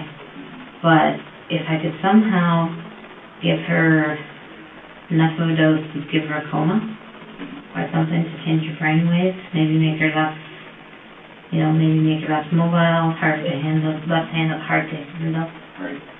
So, yeah, that's why I overdosed her. And was that in the same wing? Yes, she was right across. She had gone into the room that Helen had been in. Yeah, she was right across from the nurse's station. And as well, obviously, a single room at that point? Yeah. That night she stroked. She had a severe stroke. She went to the hospital. And when she came back, she was there at the nursing home for a few days, and she died. But before she came back from the hospital, I was fired from Caressant Care for medication errors that had nothing to do with this. When you got transferred into this A wing, did you still get the medication the same way? The insulin the same way? Yeah, because there's insulin purchase there. Okay. And so, sorry, Maureen, Mrs. Pickering, was transferred from Caressant Care to the hospital? And then back to back, Caressant yeah. Care? What was the time frame there, do you remember? 2 days, I think. And But they knew that she was totally vegetative when she came back. okay. So she So was basically coming back to pass away Yeah. at Caressant Care? Yeah. Was she put in palliative care when she returned? No, 'cause she had her own room. Okay. The palliative care room was for people who didn't have their own room, Right. so that families could go and be with them, Okay. and not disturb the other residents and not be disturbed by the other residents. Right. Do you remember how much insulin that you gave to Mrs. Pickering? It was a lot. It was a lot. I'm gonna say 80 long acting and 60 short acting, something like that. It was a lot of insulin. Why so much to her? Wasn't sure if she would die or not, and I really wanted to make sure that their mind was changed a bit before she came back to us. So the insulin caused her A stroke. a stroke and then the reason to travel to the hospital. Yeah. Do you remember any reaction from her when you were injecting her? No, none at all. Do you remember what type of, sorry, I apologize, what part of the body that you injected her? Her arm. Left, right? Left. Left up. Had no reaction Oh yeah, the first time I gave it to her, she said, "Hey, what was that for?" And I said, that's your vitamin injection. Which is what I said that you would typically tell people? Yeah. Okay. How long in between when you gave her the next dose? Probably an hour and a half, 2 hours. And that was about, what time did you say, sorry? Oh, I don't know. You were still working in the afternoon, right? Yeah, 8 or 9 at night. Okay, yeah, it says here that at 8 o'clock, you gave her 80 units of long-acting insulin. Yeah. Did Miss Pickering, do you recall any family that she had? She had 2 friends that came and saw her a lot. She had a boyfriend that would come to see her. Okay. How old was she? 82. Oh, I have no idea. No? No. But he would come on a regular visit, He was coming basis? to this, yeah. Was there any restrictions on visiting practices at all, certain hours? Basically, no. If they wanted to come late at night, they had to let us know, Okay. so we could let them in and out. Okay. There's and that was more for palliative people. Right. But no, there was no real restrictions. I mean, there was the odd patient who had a restriction, like, they can't leave the building with this person, or they can't leave the building with that person, or so-and-so shows up, call the police, that sort of thing. Do you remember if you were present when she passed away? I was not. I'd already been fired. Okay, so sorry, between the time that when were you fired? Late March, early April. Was it when she was at the hospital? Or did she come back and then? She had come back and then I was fired. And then she But, lived for a few more days? Yeah. You were fired in the meantime? yeah, And she for passed? something that had nothing to do with her. And my timeline may be wrong. Mhm. It may have been February, Mhm. because I know by the middle of April, I was working again at, Meadow Park Nursing Home. Yeah, Yeah. what was the cause of your firing then? Sorry, there was a medication mix up at Caressant Care? I had a few medication errors, and strangely enough, not on purpose, one of our residents was missing her long-acting insulin that she got at supper, Okay. and it was coming from pharmacy, but I wanted to make sure she got her insulin, Mhm. so I took insulin from another person who I thought was the same insulin, but it was short-acting, Mhm. and they gave her a seizure because she wasn't used to it, and she was okay. We helped her, and she was all right. Okay. But when they figured it out, I was fired because I had other medication errors as well. No, different things. Eye drops, just a lot of different stuff. And what do you think that was a result of? What, med error? Mhm. The workload. Yeah. Was it anything to do with, were you still using at this point? You know what? I never made a work trip. I never made a med error when I was using it at work. Never. Just had you focused. Yeah. Did you ever commit any of these deaths when you were using? No. None of them. So no med errors, no deaths. When I was using. You're using, it was all the feeling in your chest and your stomach and Yeah. your The sore. searching and yeah. And then the laughter afterwards, which was really, it was like a cackling from the pit of hell, if that makes sense. Did the cackling continue when Mrs. Young was injected with insulin? After that 2-year break? Yes, Yeah, yes, the it did. It's the same feeling, cackling. Same cackling? Same feeling, same cackling.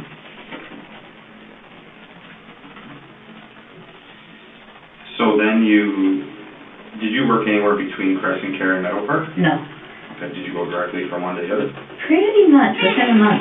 And would those medication errors be documented in a reference letter, or No, were you made aware of anything like that, that Meadow Park would be aware of the reason why you were let go I from told Caressant the person that hired me at Meadow Park, she told me she had found my resume somewhere, Care? Okay. because I never applied to Meadow Park. Oh, really? But she had found my resume somewhere, and she called me because they needed a nurse. Oh, okay. So when we did our interview, her name was Heather, I forget your last name, she's not there anymore. When we did our interview, she said to me, "Why did you leave?" And I told her, I'll be absolutely honest with you, I was fired for med errors. And she said, "Well, tell me about them," and I did. And she said, "Okay, well, I believe in second chances, so you're hired. Full-time afternoons," and it was a 1-year contract. Okay. And how long were you unemployed for then? A month, Just a month? yeah. Okay. And would you commute back and forth, or did you still live in Woodstock at the time? I still lived in Woodstock and I commuted back and forth, For straight afternoons? yeah. What was that? What were the hours for the straight afternoons? Either 2:30 to 10:30 or 3 to 11. Okay. I'm not sure which it was. So So when you got to Meadow Park, what was the difference as far as the workflow of the patients that you were responsible for? Were they No similar? difference. It was 32 extremely similar. The only difference was that the RPNs would do the, if there were dressings that had to be done at night, they'd do the dressings on the people at night that were my people. Okay. But other than that, yeah. And, your supervisor at that point at Meadow Park, was that the same person that hired you, Heather, or? Yeah, Okay. she was the nursing supervisor. Okay, so she'd be her direct supervisor. Yeah.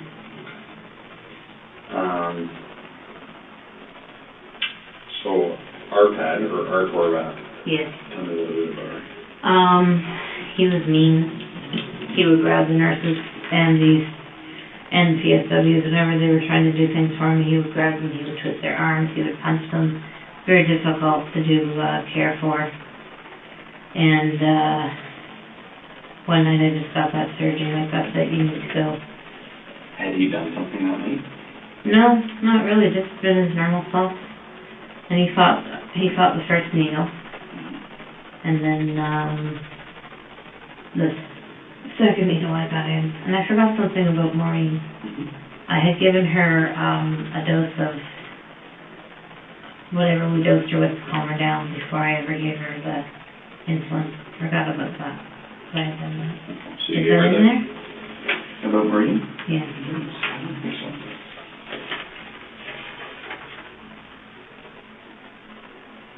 I had given her a sedative dose before I ever gave her the insulin.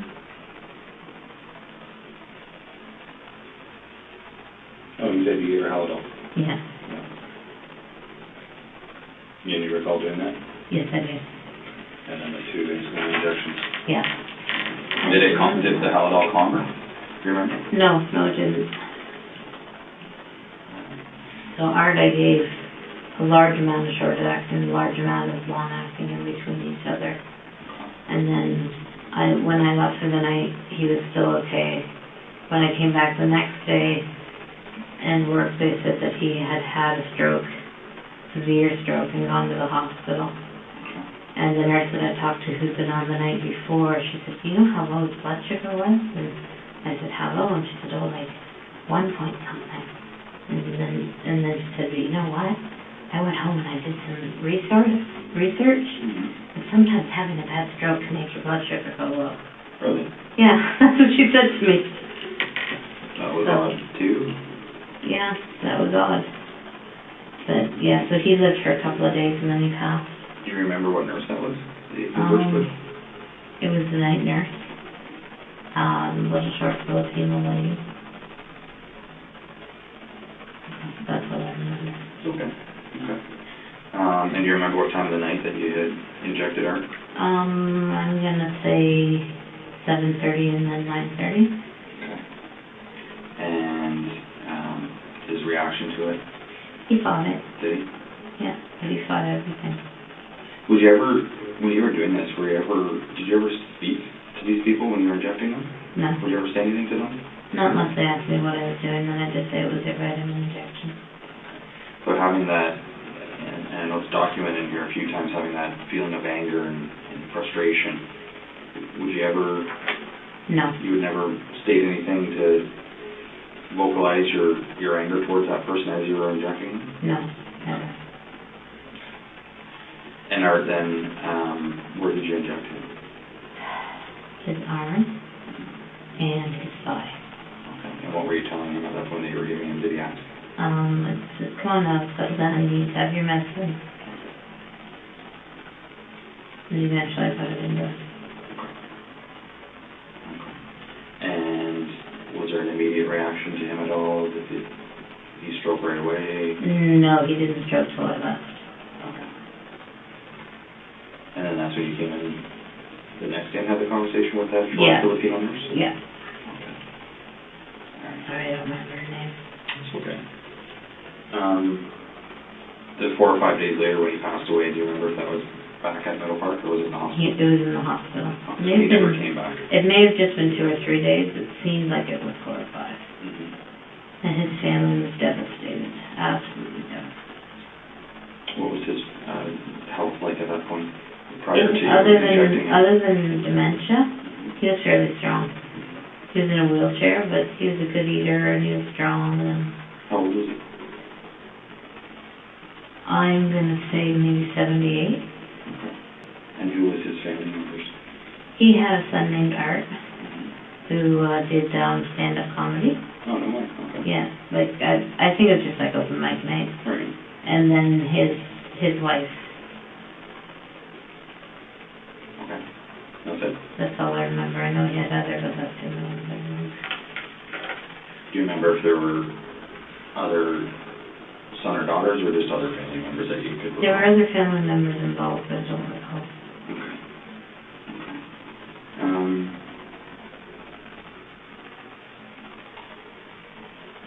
Did you ever have any interaction with his family? I mean, you said they were devastated. When did you learn of that? How did you know Well, they that? came in to take stuff out of his room. Following his death? While he was still in the hospital, they Okay. came in to take some stuff, and then when he was gone, they came in to take the rest. Okay. How did you feel having a conversation with him? Awful. Again, like I betrayed them.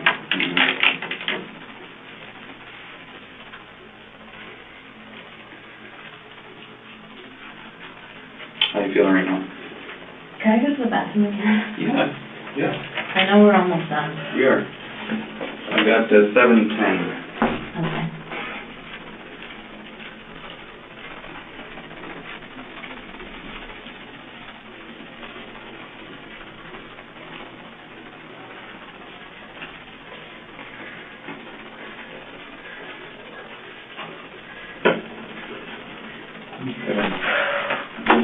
We're getting there. I have 7:14 Okay. to review.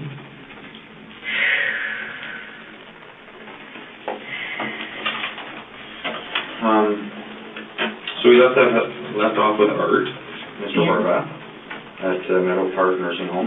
And I don't think we ever covered this off. Meadow Park is in London, right? Yes, We're that's talking right. about commuting, right? Okay. All right. Is there anything else you remember about Art at all? Not really. Well, he was a big game hunter, Was he? and he had pictures of it all over the walls in his room. Yeah.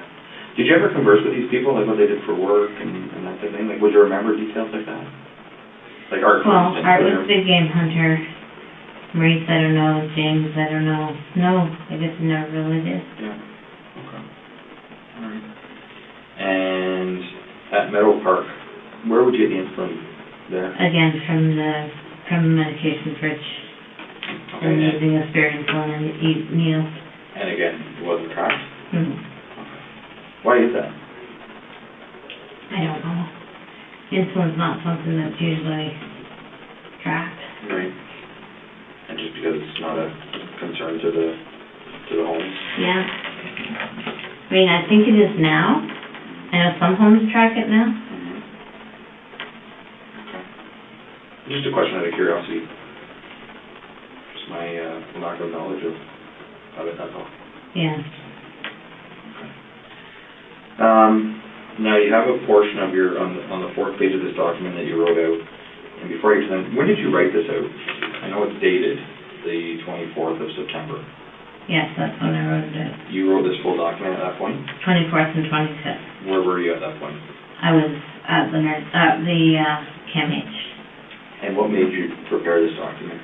The doctor suggested to me that I should. Okay. Not to give to the police, but he said that if I wrote it out, it would be a good part of my therapy. Okay. So, Okay. and did take a large amount of pressure off me and helped me to really clarify the fact that no, it wasn't God, it was something wrong with me psychologically that was making me believe that it was God. Mm-hmm. It really helped me to clarify that. And the original of this document? Is in my knapsack in the back of your car.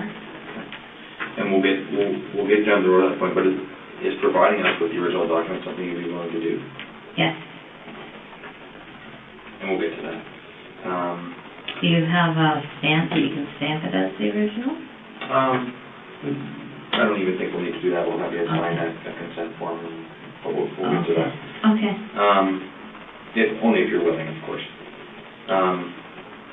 You have a portion on the 4th page here, and it's titled People Who Didn't Die. Mm-hmm. What can you tell me about? Okay, Clotilde Adriano. She Okay. was the first person I ever gave extra insulin to.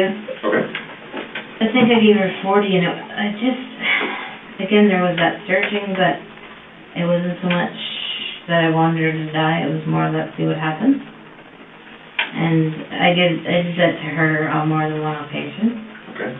Albino was... Sorry, she was prior to Mr. Silcox, right? Yes. So this was the very first person that you Yes. injected with insulin? Yes, Okay, and we're at Caressant Care, at Caressant Care. and her room was where? Her room was in the east wing, second door on the left. Then east wing, first door on the left was her sister Albina. She was diabetic. Okay. She was October 2007. Sorry, that was her sister? Clotilde and Albina were sisters, yes. Oh, okay. Then there was Wayne. He was on the north wing. He had dementia. He was diabetic. He could be uncooperative. And I gave him a large overdose. Because I thought it was his turn to go. That was Wayne? That was Wayne. And sorry, how old was, sorry, and I hate to go back, I just have a few more questions. How old was Clotilde? Clotilde was 90 or so. Okay, and her sister? Albina was probably 82. And did they have family that would come and visit? Yes, yes, All right. very much so. Who would that be that would come to visit? Clotilde, I think it was her daughters, and Albina was her husband. Okay. And long-acting, short-acting? Short-acting at that point. You know, that means we're still doing short-acting. Okay, and do you remember the doses Oh, that they would have given? wait a second. What would they get at night? It was long-acting, because it was what they got at night. With those two, it was their own insulin, just extra dose. So Okay. probably 30 to 40 Great. extra. And then Wayne, how old was Wayne, sorry? I'd say 60. Okay, oh, so he was younger. He had developmental challenges, as well as dementia, as well as being diabetic, as well as being handful.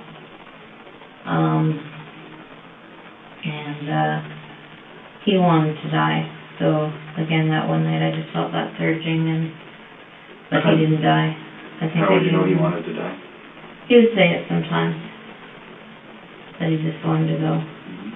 Where was Wayne in the Caressant Care? He was in room 8, which is the men's ward down at the end. So 8 or A? 8. The number? 8 north. 8 north.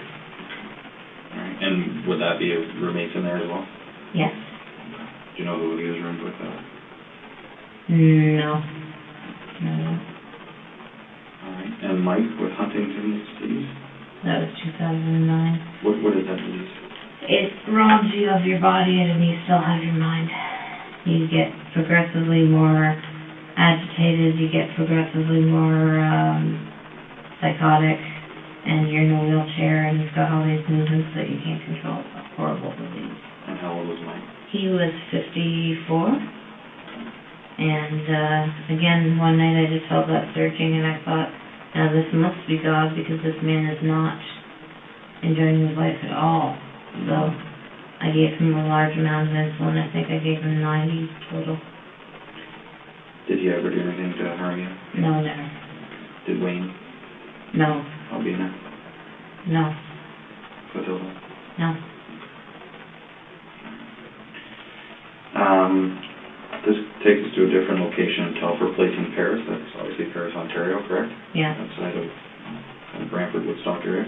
2016 winter. Okay, and that was Sandra? Yeah. And How old was Sandra? Sandra, I think she was in her 70s. Okay. And Telford Place, what was the breakup of the rooms there? Where was she located? She was down the wing, straight down from the nurse's desk, about 2 doors on the left. Okay. And she had 3 roommates. Okay. And she described for a little bit of personality in her health? Tall, not very well. She didn't walk anymore. She had a good sense of humor. She often said she didn't want to be there. And so one night I gave her an insulin overdose. But she survived because the nurse that came on next went to check on her to do something else and noticed that she was sweaty and took her blood sugar and saved her life. Okay. And how did these other people survive? It just didn't, Clotilda and Albina, they found them to have low blood sugar and they gave them stuff to raise it. And Wayne and Mike, they just survived. It was never found out. Was there anything to do with the gender, male or female, that this influenced the effect of it, or was it just, again, just dependent on the makeup of their body and their health? And yeah, not that I know of if it has anything to do with gender. The nurse who saved Sandra, yeah. Was there anything that ever came back on you? No. Any retribution, consequences? No, she never figured it out that I know of. She even asked me about it and asked if I thought she'd done the right thing. Who was that? Do you remember her name? Diane, I don't remember her last name. And what were you working at that point? What shifts were you working at Telford Place? Whatever I got called in for. I was actually working for a nursing agency at that time called Lifeguard Agency, and I was sent to Telford as lifeguard. I see.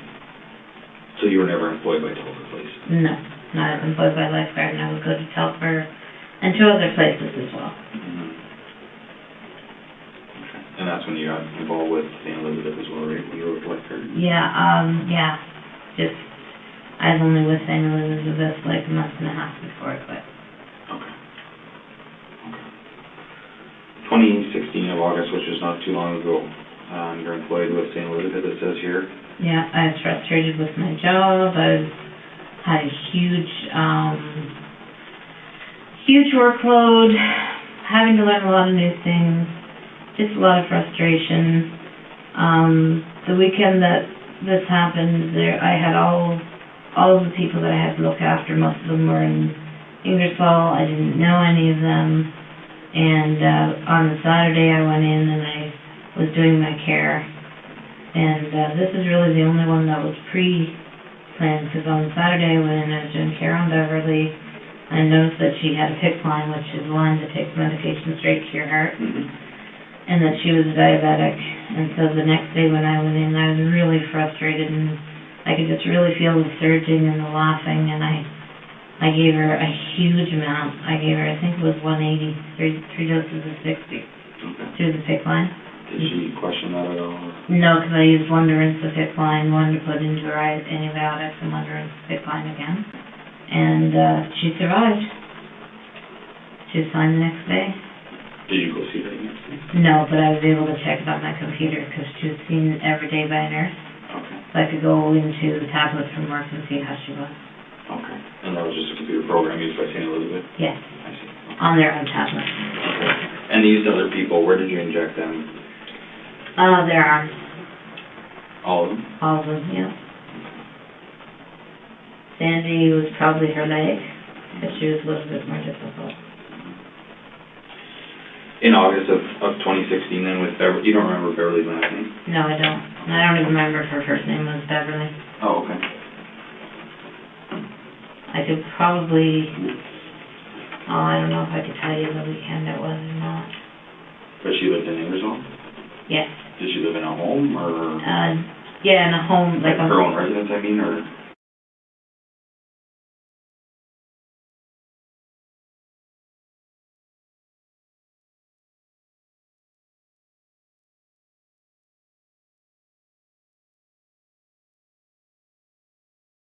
Do you remember where in Ingersoll it was? No, I don't. No. Okay. How come you have the name Beverly but you're not sure what her name is? Because I'm not sure if it was Bev or B or... I gotcha. Okay.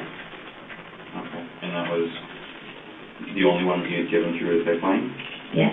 Did you know what the result would be compared to a direct injection into an arm or a leg or a thigh? I'd never done it before. I never looked at it. I had no idea. Okay.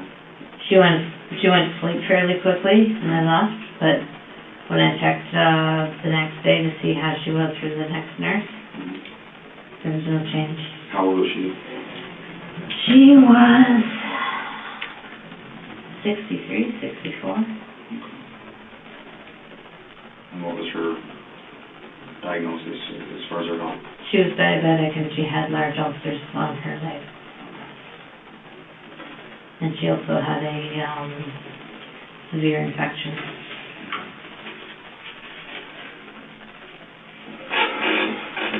How does that make you feel going through all that? Awful.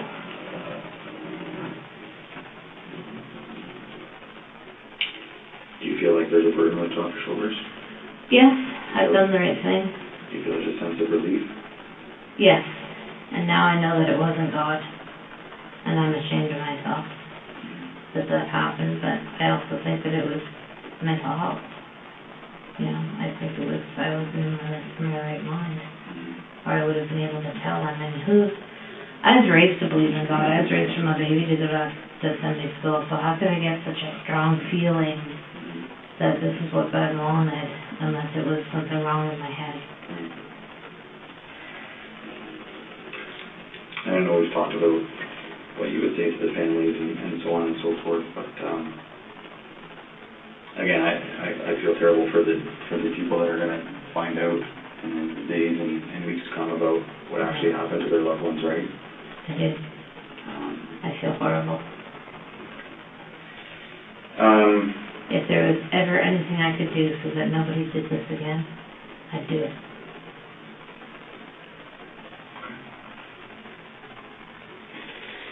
Just a few other things to cover off then, Beth. The things that some of these people would do to you, the hitting, the pinching, the grabbing of your breasts, would you ever report that?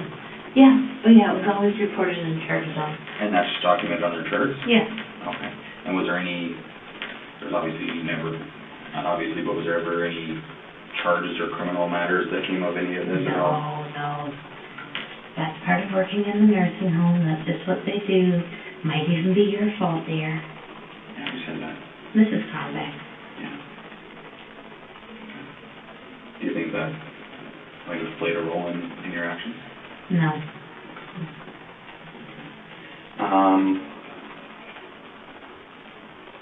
Maureen, your ex. What was Maureen's last name?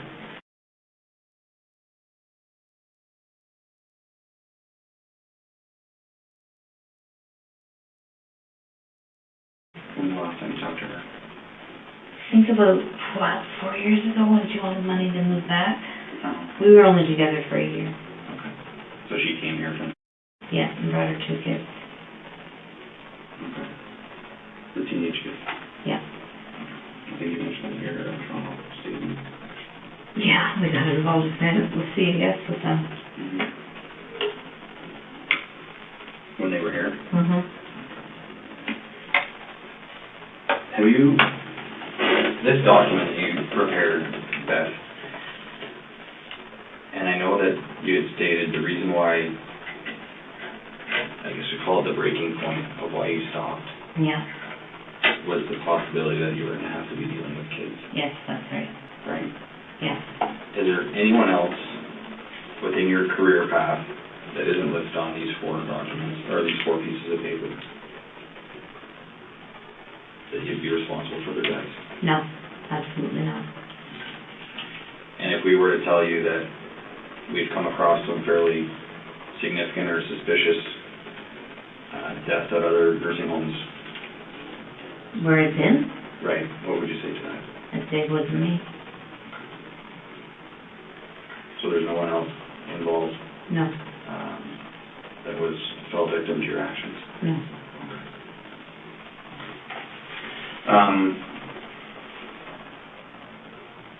Just repeat to me again the people that you've disclosed this to besides myself tonight. Okay.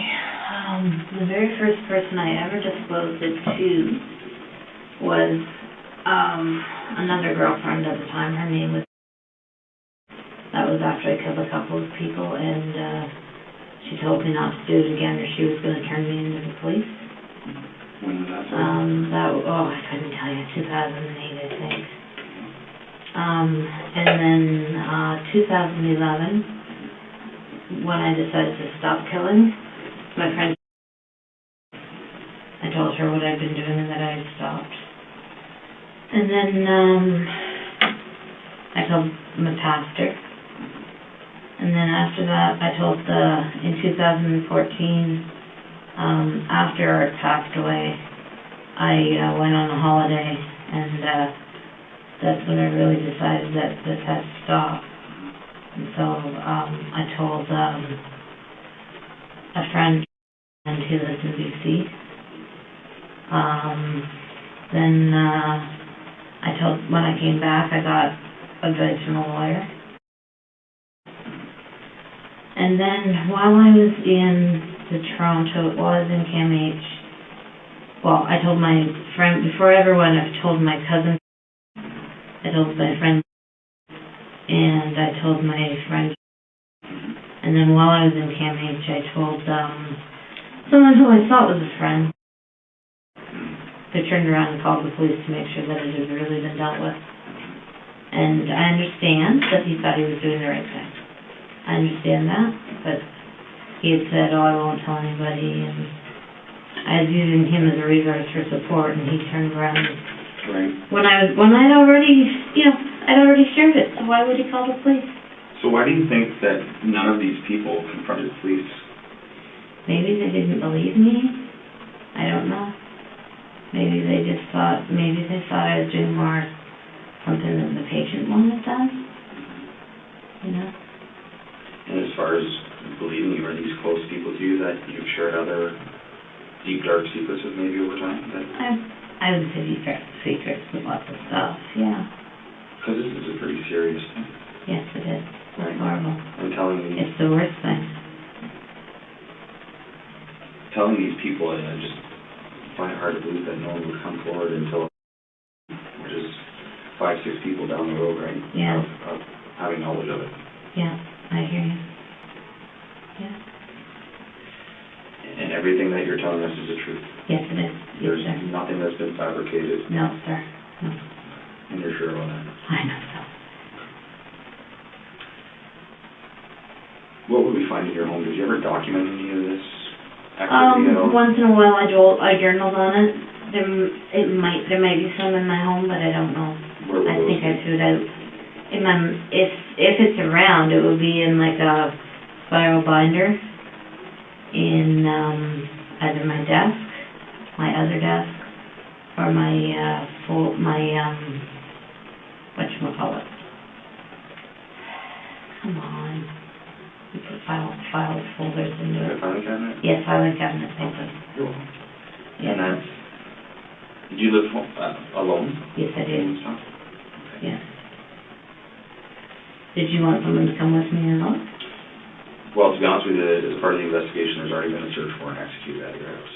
Oh, so the search there's already been a I search don't of know my what house? stage it's at because we've been conversing for quite some time. Okay. It's probably close to being completed, Okay, but I'm just asking, because you've been so cooperative, yeah, and again, I do appreciate that. yeah, I really do. It just makes things a lot easier, right? Advising us where certain things might be, and you said you might have thrown them out, yeah. you might not have. I might not have kept them. And then at the very end of my coffee table, there's a box, and it's got pictures and a photo album in it. There might be something in there too. What would be? A Tourniquet writing pad. Okay. What types of things did you document?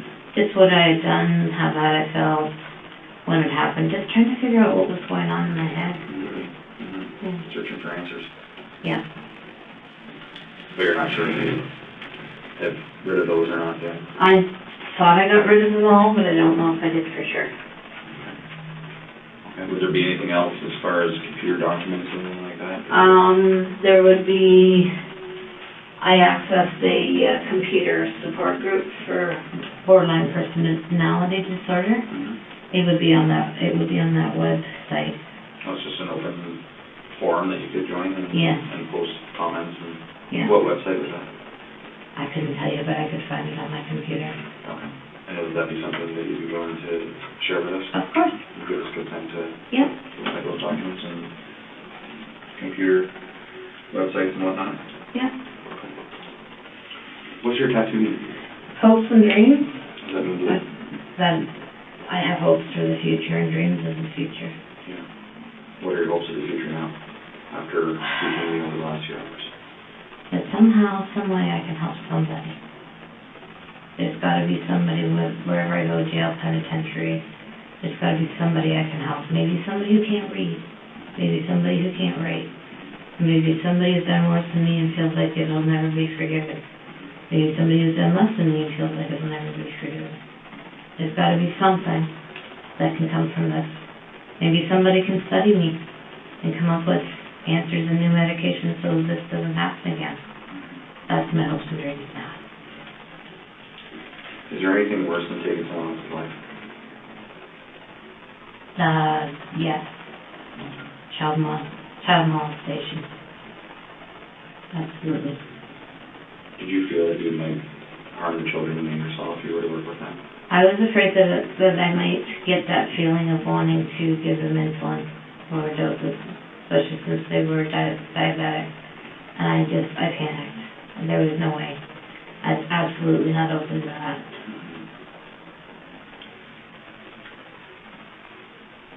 Is there anything else that you can think of right now? No? No? I think I did pretty good. I think you did. So what happens now? I'm just going to get you to sit tight, and we'll arrange to see what the next steps are. Oh, okay. I might not be going home then. I will get back to you with that. Okay. We discussed your original document that's in your backpack. Yeah. If I were to prepare a form, which is a consent to search or a consent form, to provide us with those documents, would that be something that you'd be willing to sign? Yeah, sure. Okay. There's some stuff in there too that I did with the nurse. In your backpack? Yeah. Okay. What kind of things are those? Like, it's called a chain link thing, so you start at what you did and you go backwards to how you're feeling, what you could have done different and all that. Okay. Do you feel that your time at can be trusted? Yes, very much so. You received the care that you thought you needed? Yeah, and an increase in medication, which I feel I needed. Yeah. All right. Sit tight for a few moments. Okay. And I'll be back to see you shortly, okay? Again, on my phone, I got 7:39 Okay. p.m. And let me get back to you with some answers and Okay. where we're going from here, okay? I'd like to go home. Okay. We'll sit tight and we'll see what's Even going if to I happen. have to wear an ankle bracelet, I'd like to go home. Okay. All right. Thank you, Beth. Thank you. Appreciate it. Thank you. Thank you. Can someone cut these off with me now? Yeah, we'll get something to get those off. Okay, thank you. Yeah, I'll be right back. Thanks.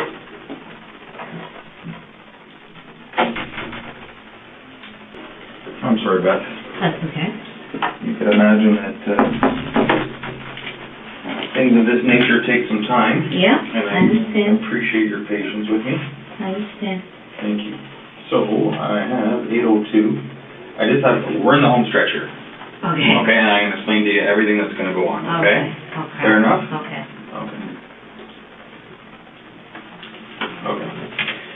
So, first off, a few things that, and you remember the gentleman who transported us back from Toronto and also Karen, Yeah. my partners, that they've just been monitoring and Right, taking some right. notes and things like that, and just some things that are concerning and that we just need to firm up, okay? Okay. So first off, as I said, there has been a search warrant executed at your residence, Okay. and there was some paperwork with regards to a Remington gun, shotgun of some sort. Oh, What would that be for? just to look at it, I like guns. Okay. Yeah. All right, do you have any at home? No, I used to. Did you? What did you have? I had a 22, Yeah. Was that a Remington by chance? not that I know of, Okay. but, my husband had a gun that his dad gave me Okay. that we would shoot with, so I could stay at the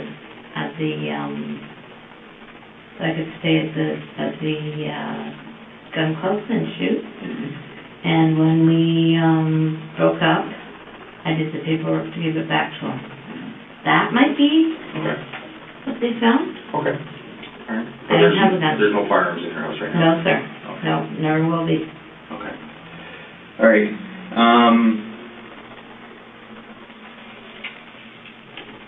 The username, like what would your username be on that blog that you would write on the core group? You know what, I'd have to go and look, Yeah? honestly. It's not like your name and a couple numbers or No. nickname, anything like that? No, I'd have to be sitting down in front of the computer to remember it, Okay. and even to find the support groups. Okay. These are a bunch of random questions, just all thrown together here. The insulin that you used, the short acting, the long acting, was there an actual brand or a make of the insulin that you would use? Might have been Novulin, Okay. might have been Lenovo. Can't remember the other one. Okay. When you worked with Lifeguard, Yeah, I know that you had mentioned they'd send you to certain locations, certain homes. yeah. What were those? There was Telfer Place and there was two others. Was one of them Fort Dover? There's more than, there was Telfer Place. Yeah. That was the very first. Then there was, here, I have some one here. Telfer Place, Fort Dover, Dover Cliff, is what it was called. I did, one PSW shift at a place in New Hamburg, but I couldn't tell you the name of it. Also, I worked at, Telfer Place and Dover Cliff are both owned by the same people, and they have another nursing home in Brantford, but I can't remember the name of it. That's okay, we can go and locate it. And then Park Lane Terrace in Paris, and Hardy Terrace, I think just outside of Paris. Oh, and, what was the other one called? Oh, Lord. It's way far out of town. It's like an hour and a half drive from here. My dad grew up in that area. Like it's in the Jarvis area, Jarvis Simcoe area. It's called, I couldn't tell you. I'm sorry, my brain's shot for the night. That's okay. That's all right. Anything to think of? Yeah. Is my house going to be a mess when I get back? No. Oh, I wouldn't okay. think so. No. Okay. Not that kind of a, it's not like you see on TV and Yeah. they're going flying everywhere, right? Yeah. Your Facebook page, at one point there was a comment, or I don't know where it is in your timeline, about a pediatric nurse. Did you ever work as a pediatric nurse? Oh, that I was going to be working with the kids. That's what that referred to with Ingersoll? Yes. Okay, gotcha. All right. And just go back through the names of people here. So we've got, that you've divulged us to, right? Yeah. That's your cousin? That's my cousin. Okay.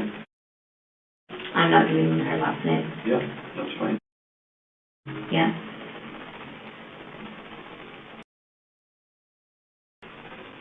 Don't? The lawyer, whose name I cannot remember. That's okay. Is it female? Yeah. Yeah. Okay.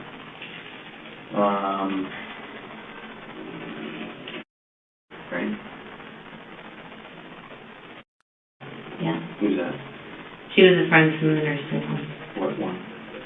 From Caressant Care. I told her after I had stopped the first time. Okay. And she stopped being my friend because of it. Okay. And Okay. Where does she work? she doesn't. She's on ODST. Did she work at a nursing home with you? No, never. Just a friend. Yes. Do you know where she lives in town? She lives in Toronto.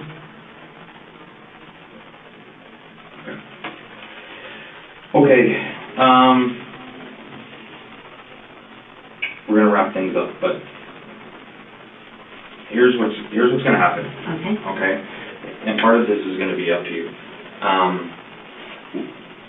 What are your plans going forward from here? Going forward from here, I want to go home. Okay, I want to have a good night's sleep. okay, I want to spend Thanksgiving weekend with my family, okay, and I want to be available to the police that intend to need me. okay, And if I have to come back for trial, I have to come back for trial. okay. I have no plans of leaving. I can surrender my car if you want me to. Are your parents, are you close with your parents? Like, what type of Very relationship close. do you have with them?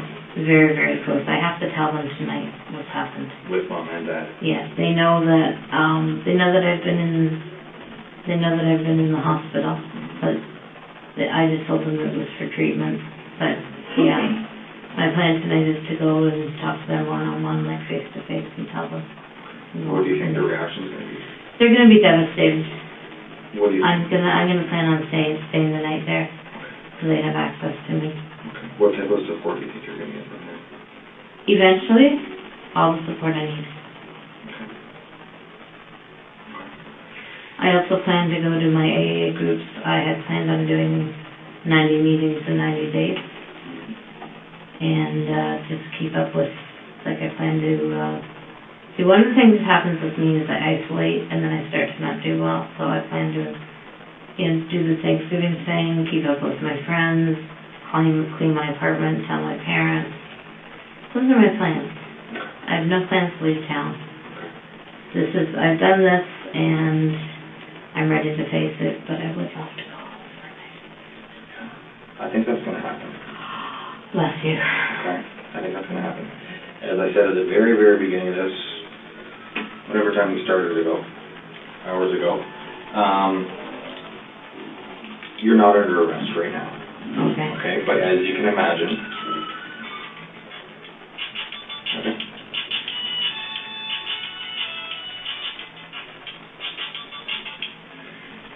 Call you back in 30 minutes.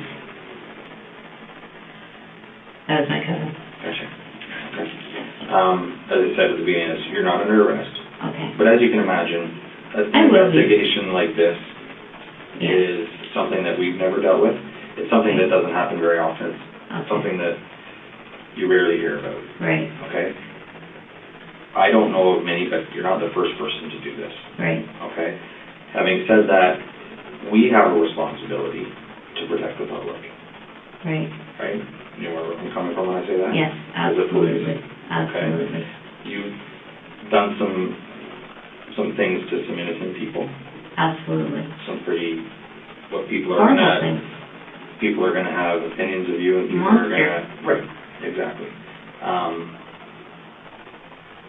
Having said that, there's something in the Criminal Code of Canada, and this is usually results in someone being charged with a criminal offense and being placed on such a thing called an 810 peace bond.